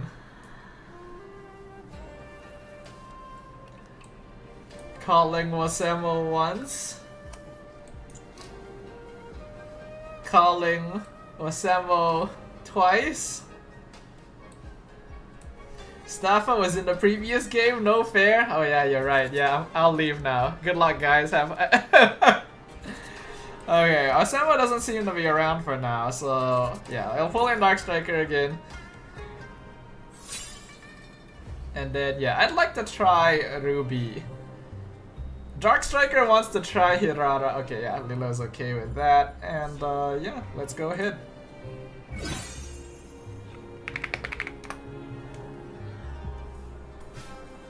Is the baddie hero OP? I think she needs some skill, honestly. She needs a little bit more. I need more learning time. I haven't figured out how to really pilot her correctly yet. Hold on, I'm trying to see if I can adjust the game properly so that it properly scales up. But you know what? I'll do that another time. I'll just leave it be for now. You already like her playstyle? Uh-huh. Your team is banning. I wanna try Ruby. Honestly, it looks like she does a lot of early game damage, and I gotta test that out. That means it's a new season, right? Yes, it is. Good news. Ruby base damage kinda scary? Yeah, I wanna try. I wanna try it. Please pick a hero. Do you Dark Striker, you want Hirara? I don't know if people will like prio her. Yeah, okay. Even the fullest bloom. Why is she so zoomed out on the selection screen? Popple and Koopa are the best partners in the world. Your team is picking. Okay, let me... Should I pick Ruby early? She could get quite easily countered if I pick her early, but then it would be a good limit test if I have to play her versus a counter. You know what? Fudge it. My magic will redefine reality. Did you know they added a search button? Oh shit! No way! Really? Like if I tried searching Gwyn. Oh shit! That's awesome! That's actually really good. Damn, diggy gameplay. Masha! Wow.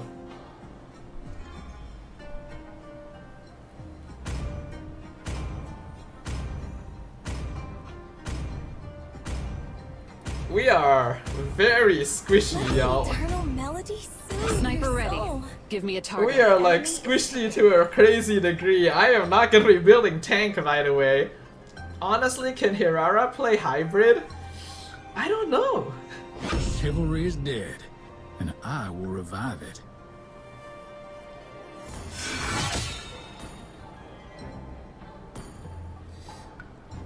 Ruby definitely still wants to play War Axe first. But then what else does she want to build into? Because now she deals a lot of damage. You know what? She probably wants early Queen's Wings. And considering the way her build works, she probably wants to go straight like War Axe into Queen's Wings, right?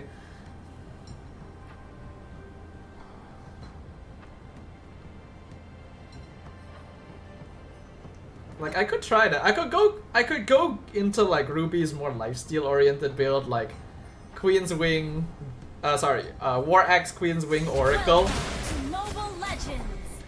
Queen's Wing's first item? I don't know how to feel about that. I think it is definitely better to go like War Axe still. Hirara clear speed before 2 items is so bad, Mystique says. Well, let's see, because Dark Striker is going for the cheeky golem steal. Don't you mess with me. Okay, the problem is I can't really see how much more damage Ruby does with skill 1 because Masha's HP naturally goes down differently than other heroes.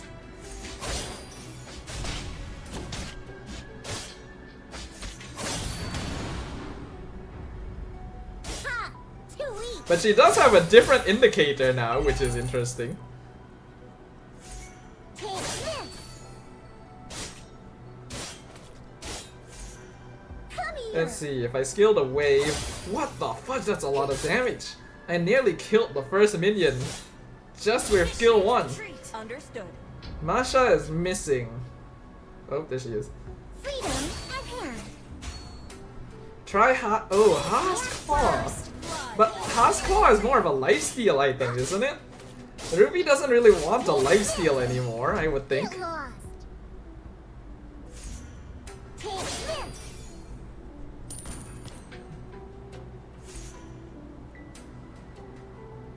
The dawn will finally come.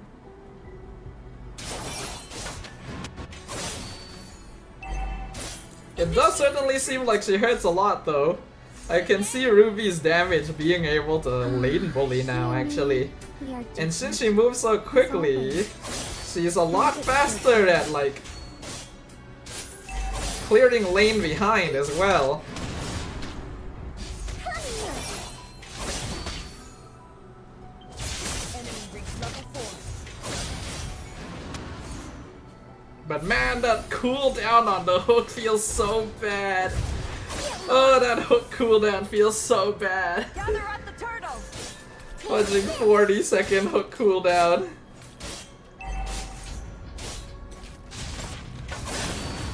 Holy shit, this is the entire fudging enemy team. I can't survive this. Where the heck is everyone? The enemy has slain the turtle. Good game. Perfect update. No, I'm not anyone's puppet. I'm not. Harsha says that Queenswing's first item actually is the best. I don't know. Is it? Now I'm starting to wonder if he might be right. They wore the disguises for so long that they forgot what they really are.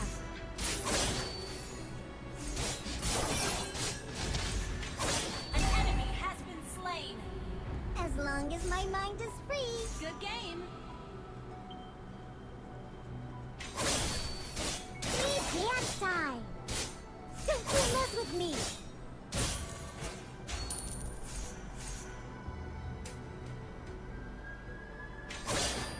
Home to me is more like a golden cage to a bird. It is a lot of damage on skill 1. Like, actually an insane amount. We aspirants will take care of everything.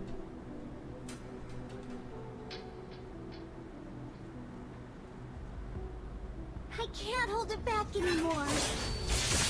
Free dance time.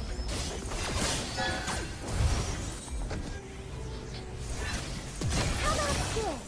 Hey, you! Okay, that worked out.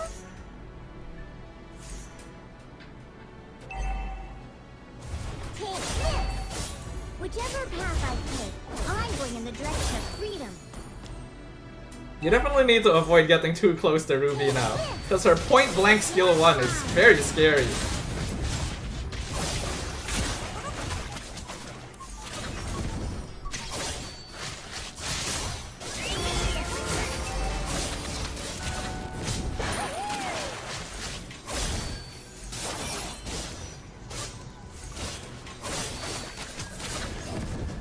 But I don't know how to feel about her reduced lifesteal.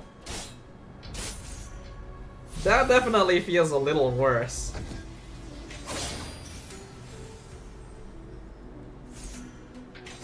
Freedom at hand.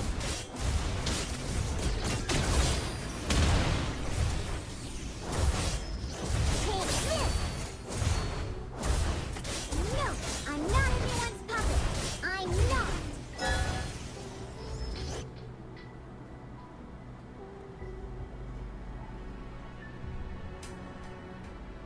Ult is not ready. Damn. Why are we not grouping up on Turtle? Looking good.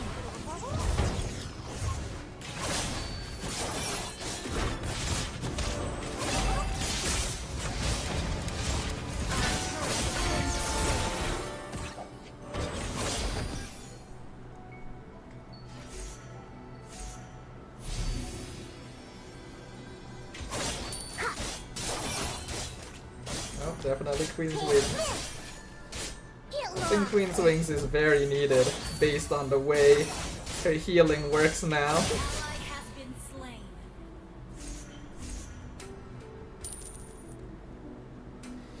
Yeah, we're getting invaded and shit. Your team destroyed an enemy has been slain. An ally has been slain. Double kill.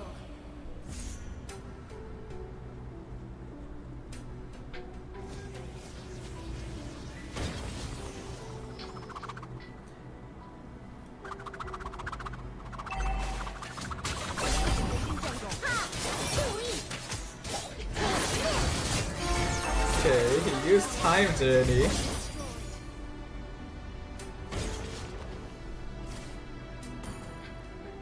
And Masha is just gonna keep split pushing, dude.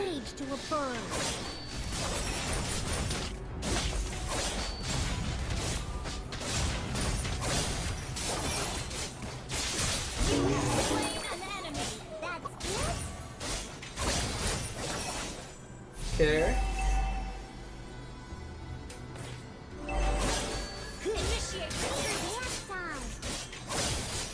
Damn, Dark Striker playing a dangerous game. Okay, we should gather for a turtle. Enemy has been slain. Our turret is under attack. Double kill.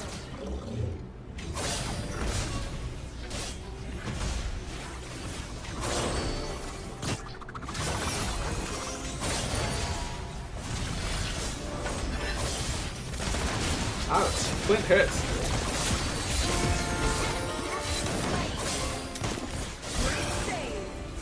Thank you for the healing. That was pretty big. Double kill.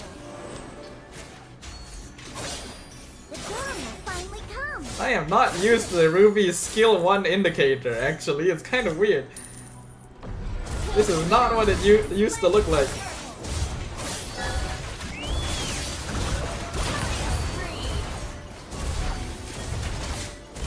Your team destroyed a turret. I don't really know what the Masha is doing. I'm gonna be honest.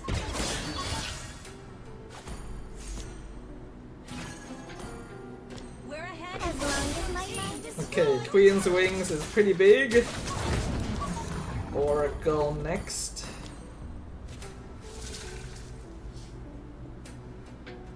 And then after Oracle, I'll have a quick look at Has Claws again. See if it's something I should consider or not. How about this? Or I guess while I'm here, physical attack will attack speed, crit chance, 20% lifesteal. Yeah, no, not Has Claws for sure. Take this. Probably more like endless. So like still older style Ruby build.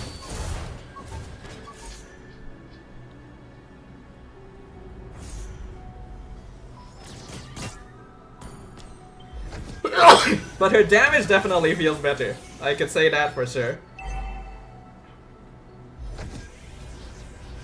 She and me, we're different.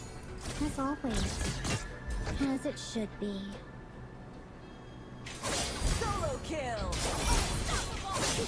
Cause like that skill 1 damage is actually insane.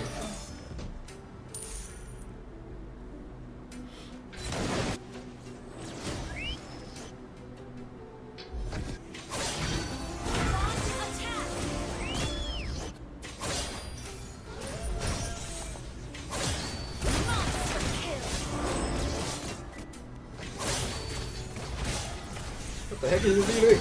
Damn, dude playing with fire.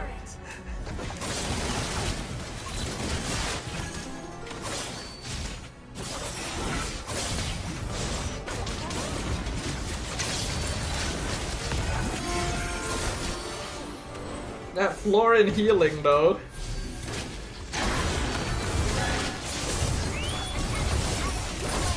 How the heck did I open shop accidentally?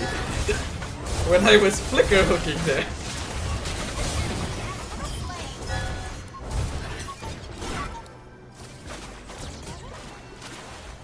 I can't hold it back. Look, this does not heal much. Obviously it's only on one target, but it used to heal more, I feel like.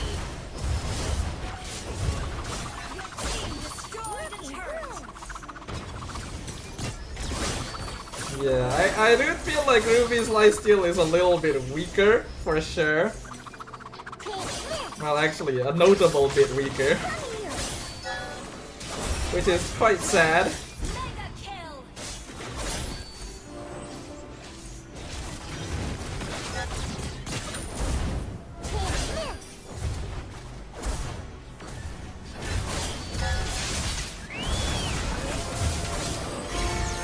But having Florin certainly makes up for it, I will say.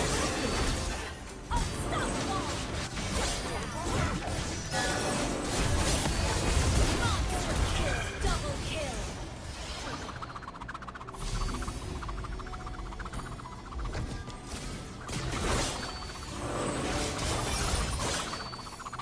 Don't you mess with me!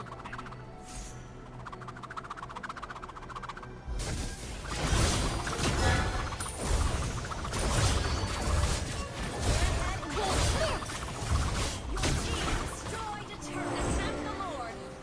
Yeah, we should probably go Lord.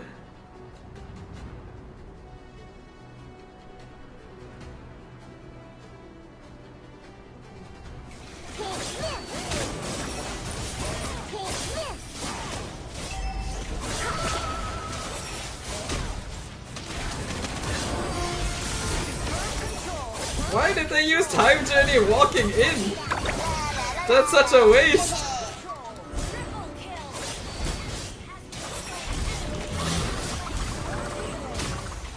I see that magic time journey walking in and expire, and I'm just like, well, okay then. Slain Lord. Isn't she better going, what's BFB, I think? Or Hunter Strike? I can see Hunter Strike working, actually. I should probably consider Hunter Strike. What's BFB?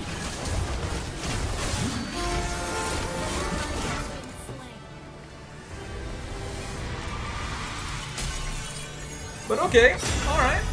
Victory! Hey, MVP. Ruby definitely does feel a little better. Even though she doesn't heal as much. Oh, Brute Force, right. Yeah, probably Brute Force is not bad. I don't know, I'm still testing. I can heal y'all, not resurrect, so please don't do funny biz. Yep.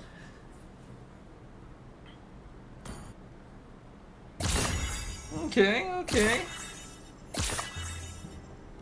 Now, hard to really say if that was a proper test since I feel like the enemy team was kinda sus. Okay, we will squeeze in one final game for today. Is there anyone who wants to swap in?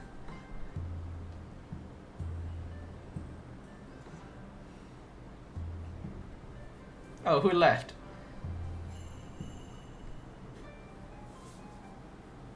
Wait, hold on, who left? Oh, Harsha.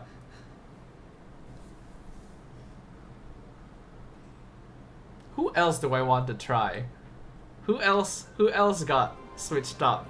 Argus? And I don't think I even own Argus. Actually.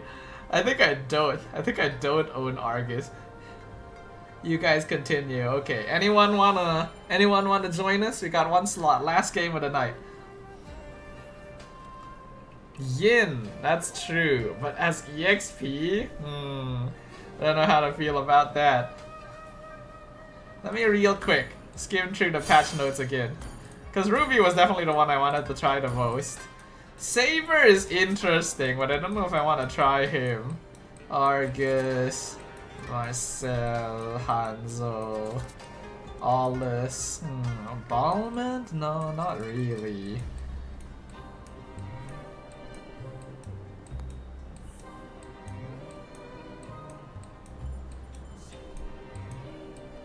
I think it really was just mainly like Ruby and Hirara. That's about it. I could try like Paquito again just to see how much of a difference there is. But yeah.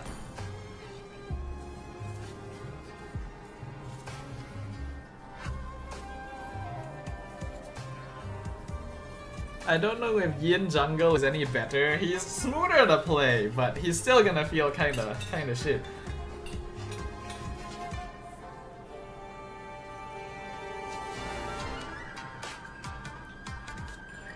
Yeah, you would probably need to play a roamer that can assist him. Okay, is there anyone who wants to join? We literally have one slot. Is Jachung still there? Should I pull Jachung back in?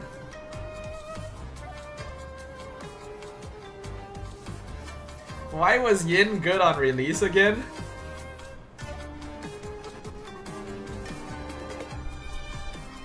I don't know. I actually don't remember.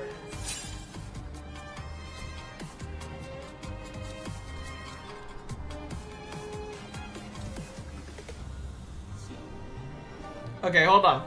Let me go to the bathroom one more time. Fudging filled up with liquids right now.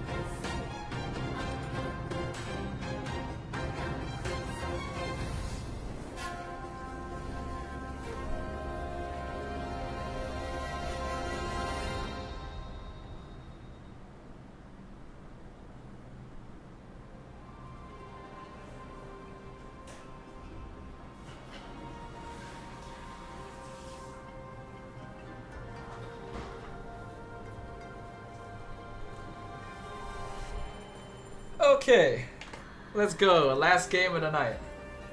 And of course, there is a hydration waiting for me when I return.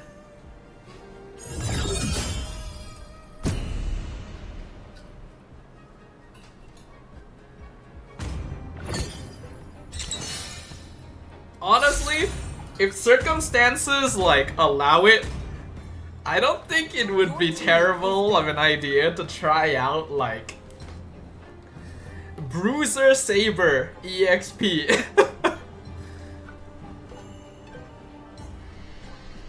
Because of the way they switched him up also. But I'll probably try Paquito just to see how different it feels.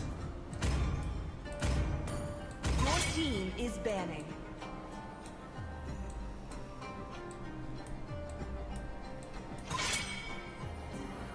Okay, never mind. Lilo has made the decision for me.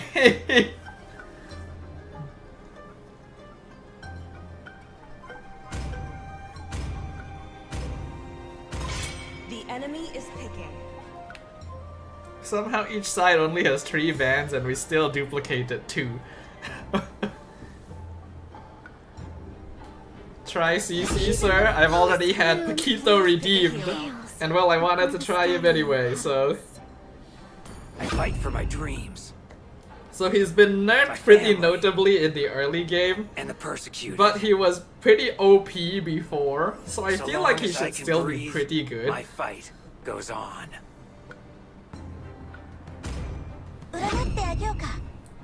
The enemy is picking.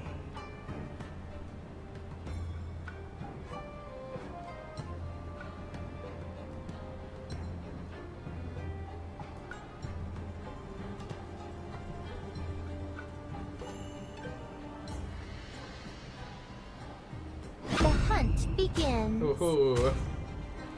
I wonder if Ruby is actually just gonna become meta actually.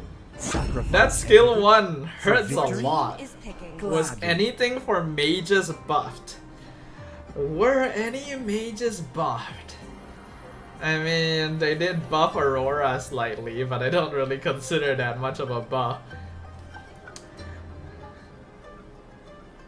Were there any other mage buffs? Let me have a look real quick. Eudora! Right, Eudora got a buff. No True matter love what!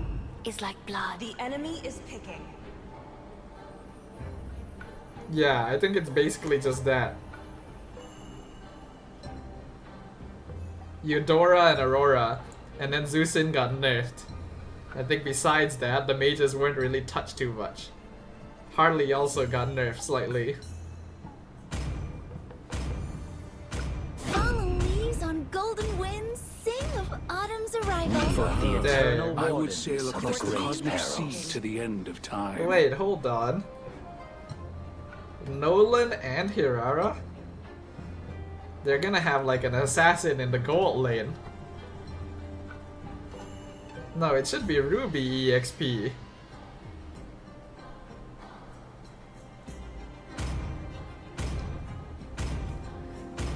I am the sovereign of the abyss, the slayer of gods. Hirara Gold? Hirara EXP Ruby Gold? I feel like it's more likely Hirara Gold, right? Then again, can't say for sure. Hirara would benefit heavily from level 2.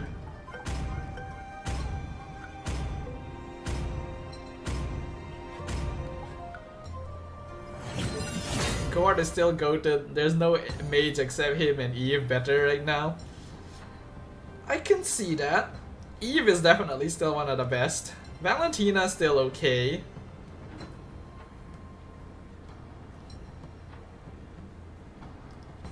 I feel like Zusin is still gonna be pretty okay. I realized they added a loading bar. Now that I think about it, on the loading screen, there's like a bar moving from left to right. Then again, you get level 2 in gold lane just as fast. That is true. You get level 2 in both EXP and gold, like off the first wave. Victory once, and you'll crave for more.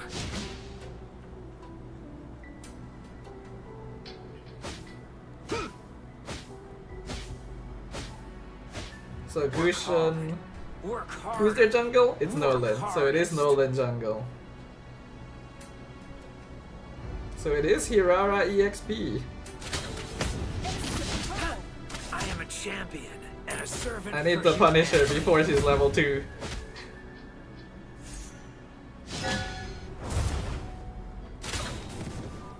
Boxing is a friend that I have made for life. Blood. That was amazing!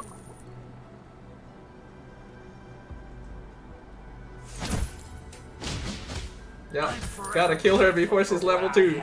That's just the basic idea.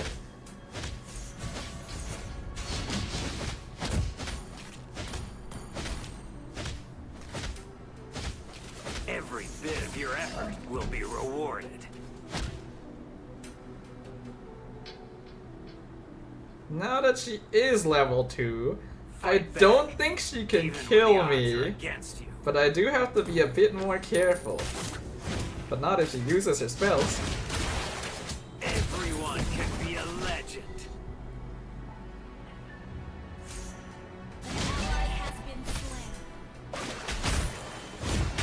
Okay, double invuln. Game commence. Just like him. She actually escaped. Surprise. There's nothing holding me back when I'm in the ring.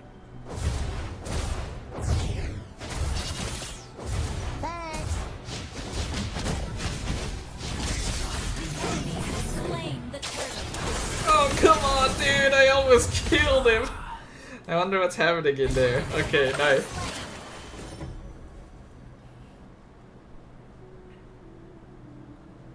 You didn't lose. You learned a lesson.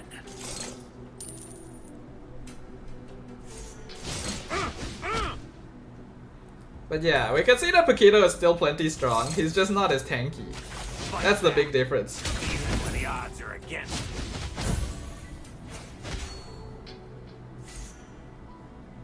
And I think that's fair. Initiate retreat. Because he really was a bit too Boxing tanky. is a friend that I have made for life.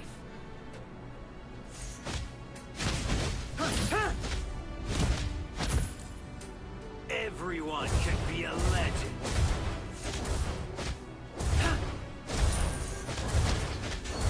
Ally has been slain. Every bit of your effort will be rewarded.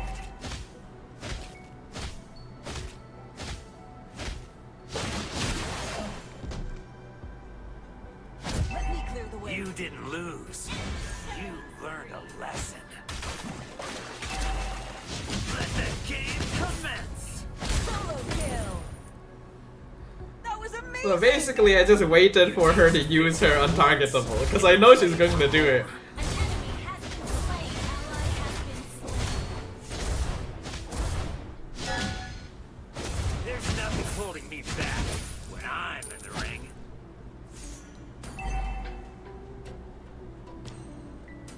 I'm forever grateful for what I have.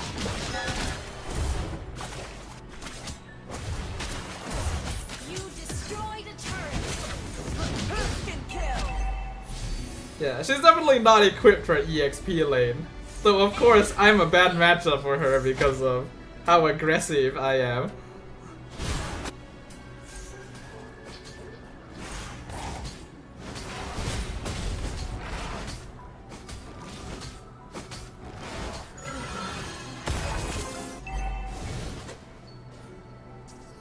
I am a champion and a servant for humanity.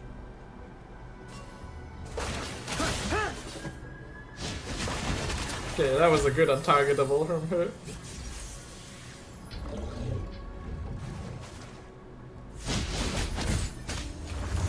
Though that seems like countering Hirara is easier than glue. Dude, you have to realize no one knows how to play her yet. Ally has been slain. That is something you have to keep in mind.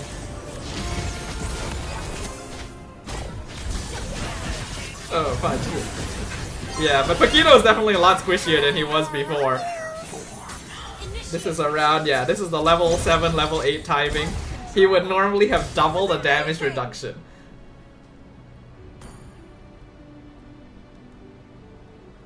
Do I want Sky Piercer? I don't feel like I should. My vocals are all I'm gonna go Malefic. An ally has slain the turtle. Or maybe I should go see Halberd. Actually, yeah, I should go see Halberd. Hold on.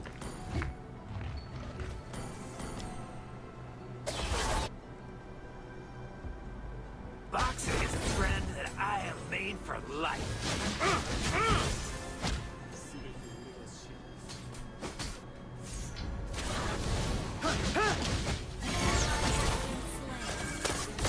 Enemy double kill.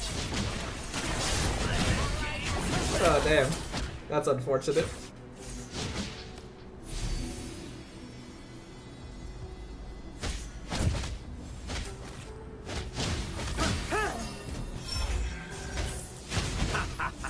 My vocals are almost as good as my boxing skills.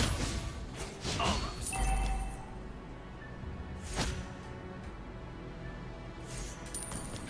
Our turret is under There's attack. nothing holding me back when I'm in the ring.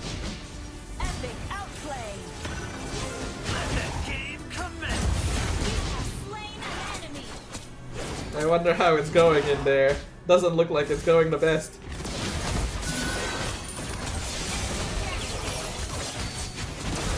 Damn, that healing, actually. Superb tanking.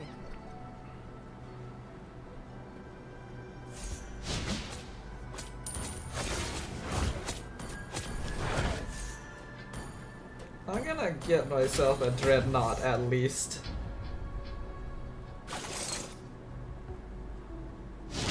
Let the game commence. Ally has been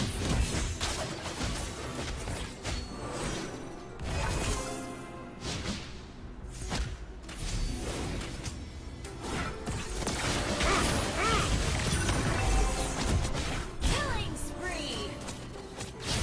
What the fudge? Damn. An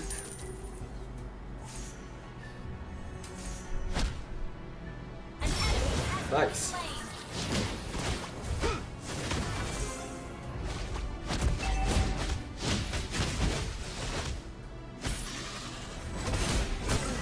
Our turret is under attack. The Gushin has some quick response time, dude. Holy shit. You taste victory once, and you'll crave for That's more. a Gushin player for real.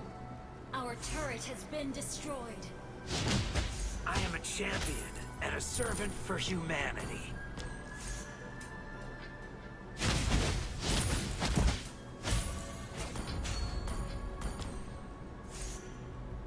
Work hard. Work hard. Work hardest.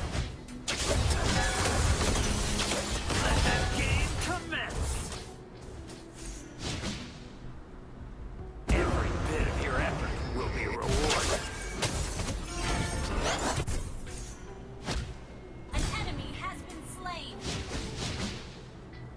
I'm forever grateful for what I have.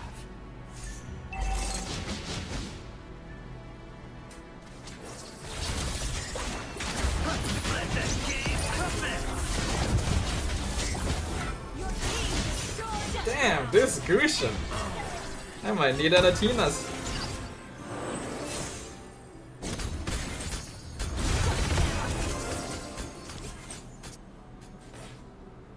Is the healing from minions dead for Pac? Well, I'm not building War Axe, so that contributes to it. Team destroyed the turret. He definitely heals less from minions because he no longer has as much bonus damage to minions. But he probably still heals plenty fine. I'm just not going like Could be War a Axe. legend.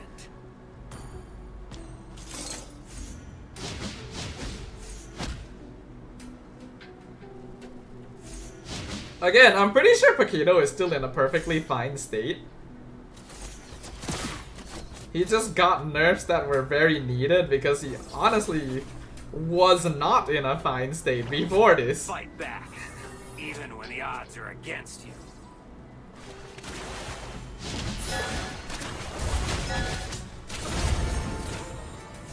You taste victory once, and you'll crave for more. Yeah, Hirara's starting to reach the point where she can actually fight me. Damn, this Gusion hurts like shit. Team destroyed the turret.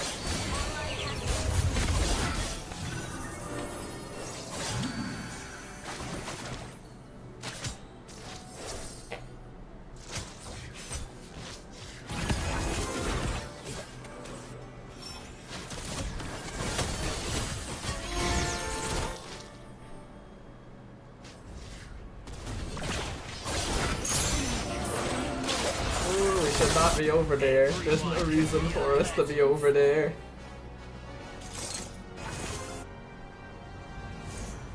Oh, someone help our Yin.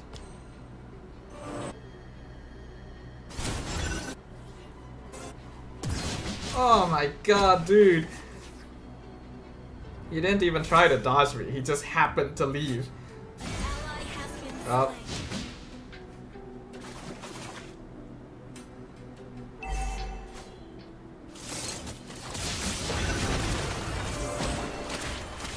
I'm forever grateful for what I have. Ally has been Dude, this Gusion is dodging me perfectly. It fuels my motivation. Attack enemy lord. Hmm. Do I need Queen's Wings? Maybe I do, but then I really do think that Oracle is useful here. Hello, Junho. Our turret has You been saw me destroyed. online but didn't know I was live. That's why you gotta check Discord. Gotta click that notification button.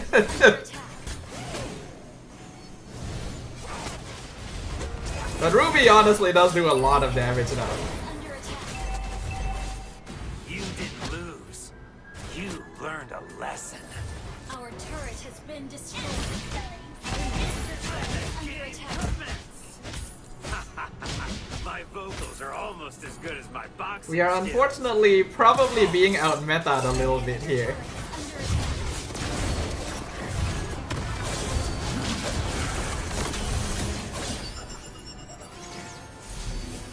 Our inhibitor turret is under attack. Has been destroyed. Because it looks like the healing Ruby meta might be back, I wonder. Ally has been slain. Our base is under attack.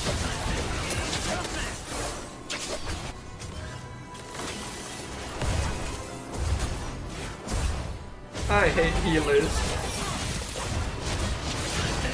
Damn it, I misaimed. Auto-targeting went for everyone else. Damn, that's a lot of damage. Holy shit. The Carmilla ult.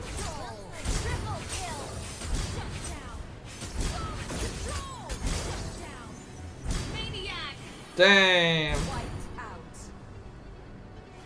I should probably get a Tina. I have to bite the bullet and get a Tina.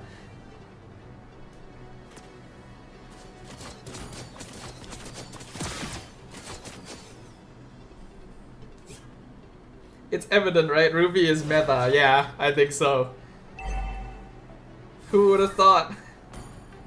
Initiate retreat. Is a friend that I have made for life. Of course, we haven't actually gotten to see Ruby yet without a healer. And Florian is honestly a really good healer for Ruby. Every bit So of like, effort will be we rewarded. might be getting slightly skewed results here. We need to see like how she performs on her own without like a healing hero on her team. Work harder. Work hardest.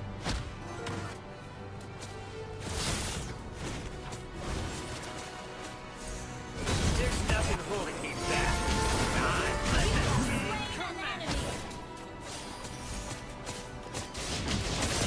Wow, I did no damage. What the fudge? I will come back. What do you mean I did no damage? Better form.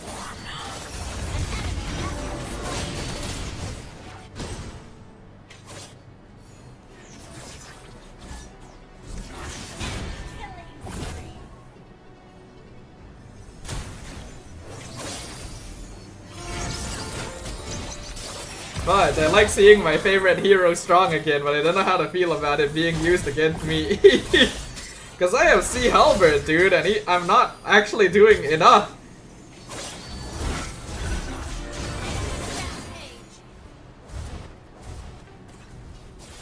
Enemy battle cell on CD. I'm forever grateful for what I have. Let the game commence.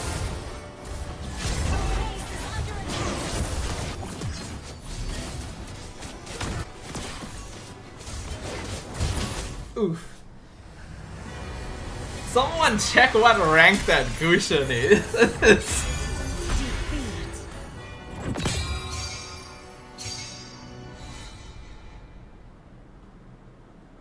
I've seen Ocean White live. Their EXP built Queen's Wings first. Dude is 1v5ing from there till end. He built War Axe as a third item. I fight On for my Ruby? dream. Damn. Okay then. I guess so.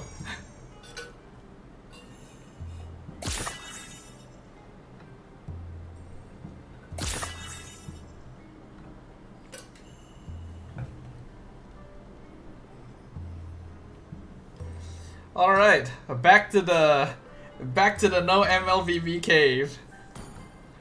I get the feeling the game is gonna be in a bit of a frustrating state for a while because, you know, season just reset, therefore ranks are all messed up, but at least I got the chance to try some stuff out. It definitely does seem like Ruby could be meta though. It looks like in their attempt to switch up the way her scaling works, they may have done something unexpected.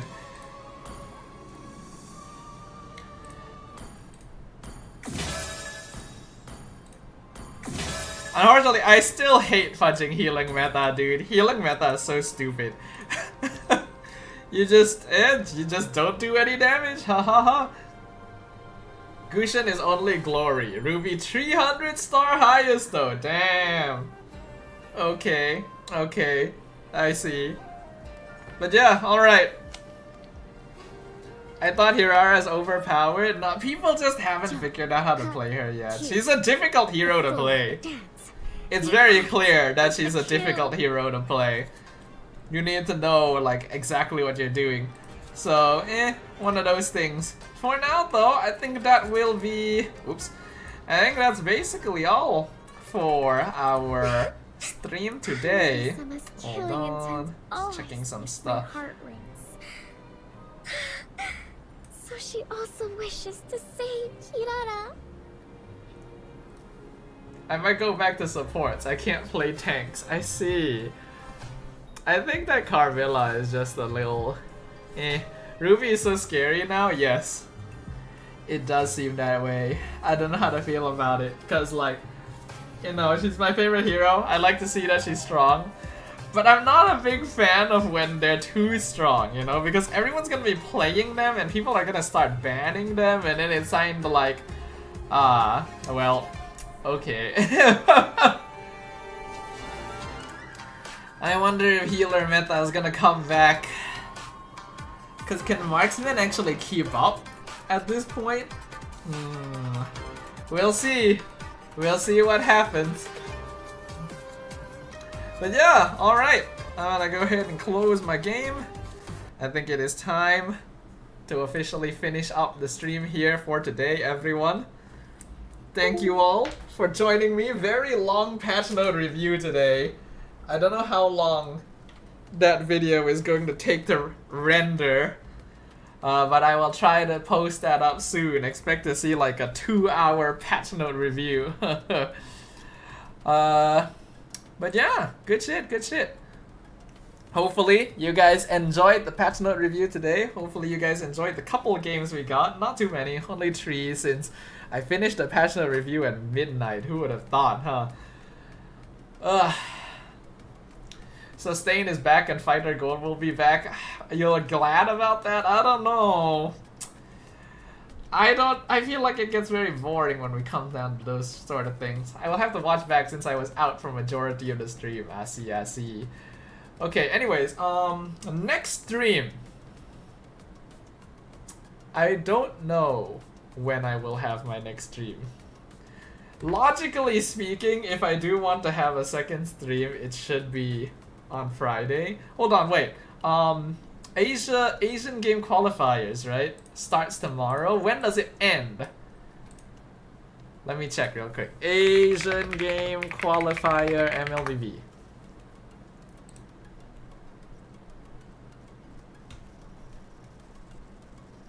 And how many people qualify? Top 5. Top 5 teams qualify to Asian games.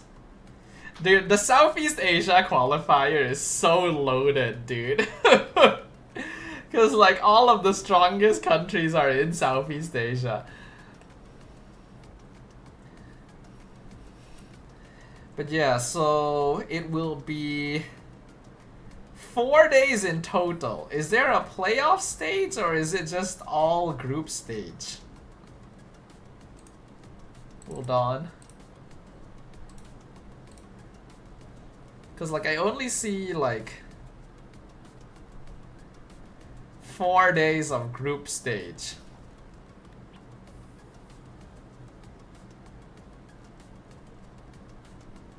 If it's 4 days of group stage starting tomorrow, that means it ends on Sunday. But it also means that there's just no grand finals.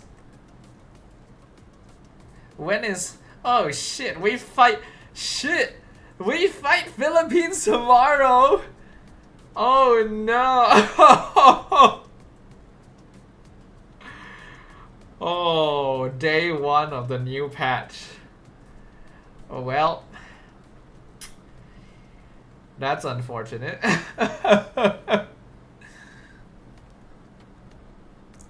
Well, anything can happen.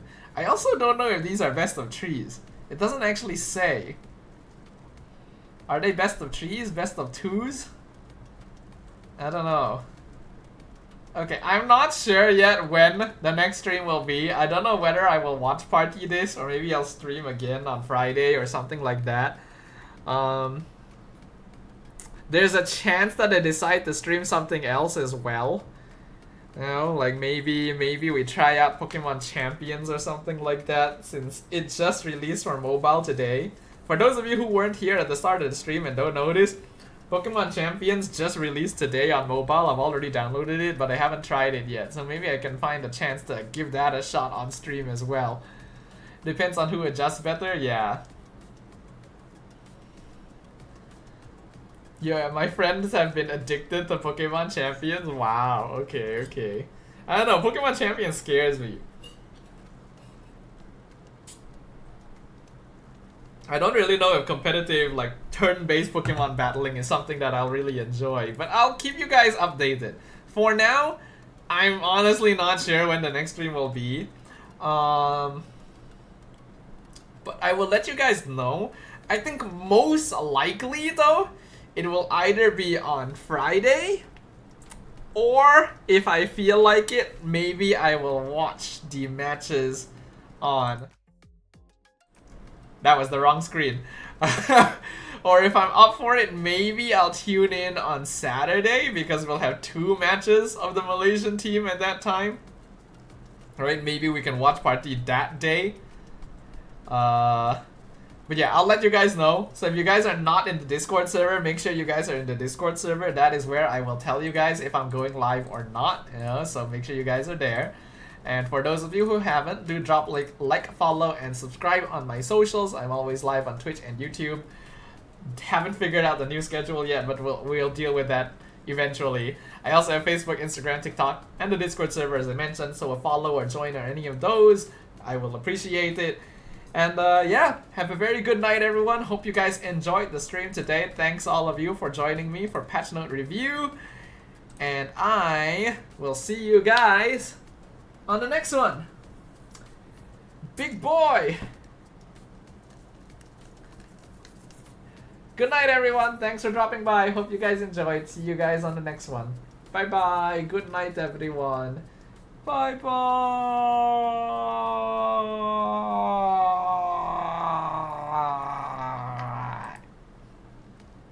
Wrong screen! God damn it. Bye bye.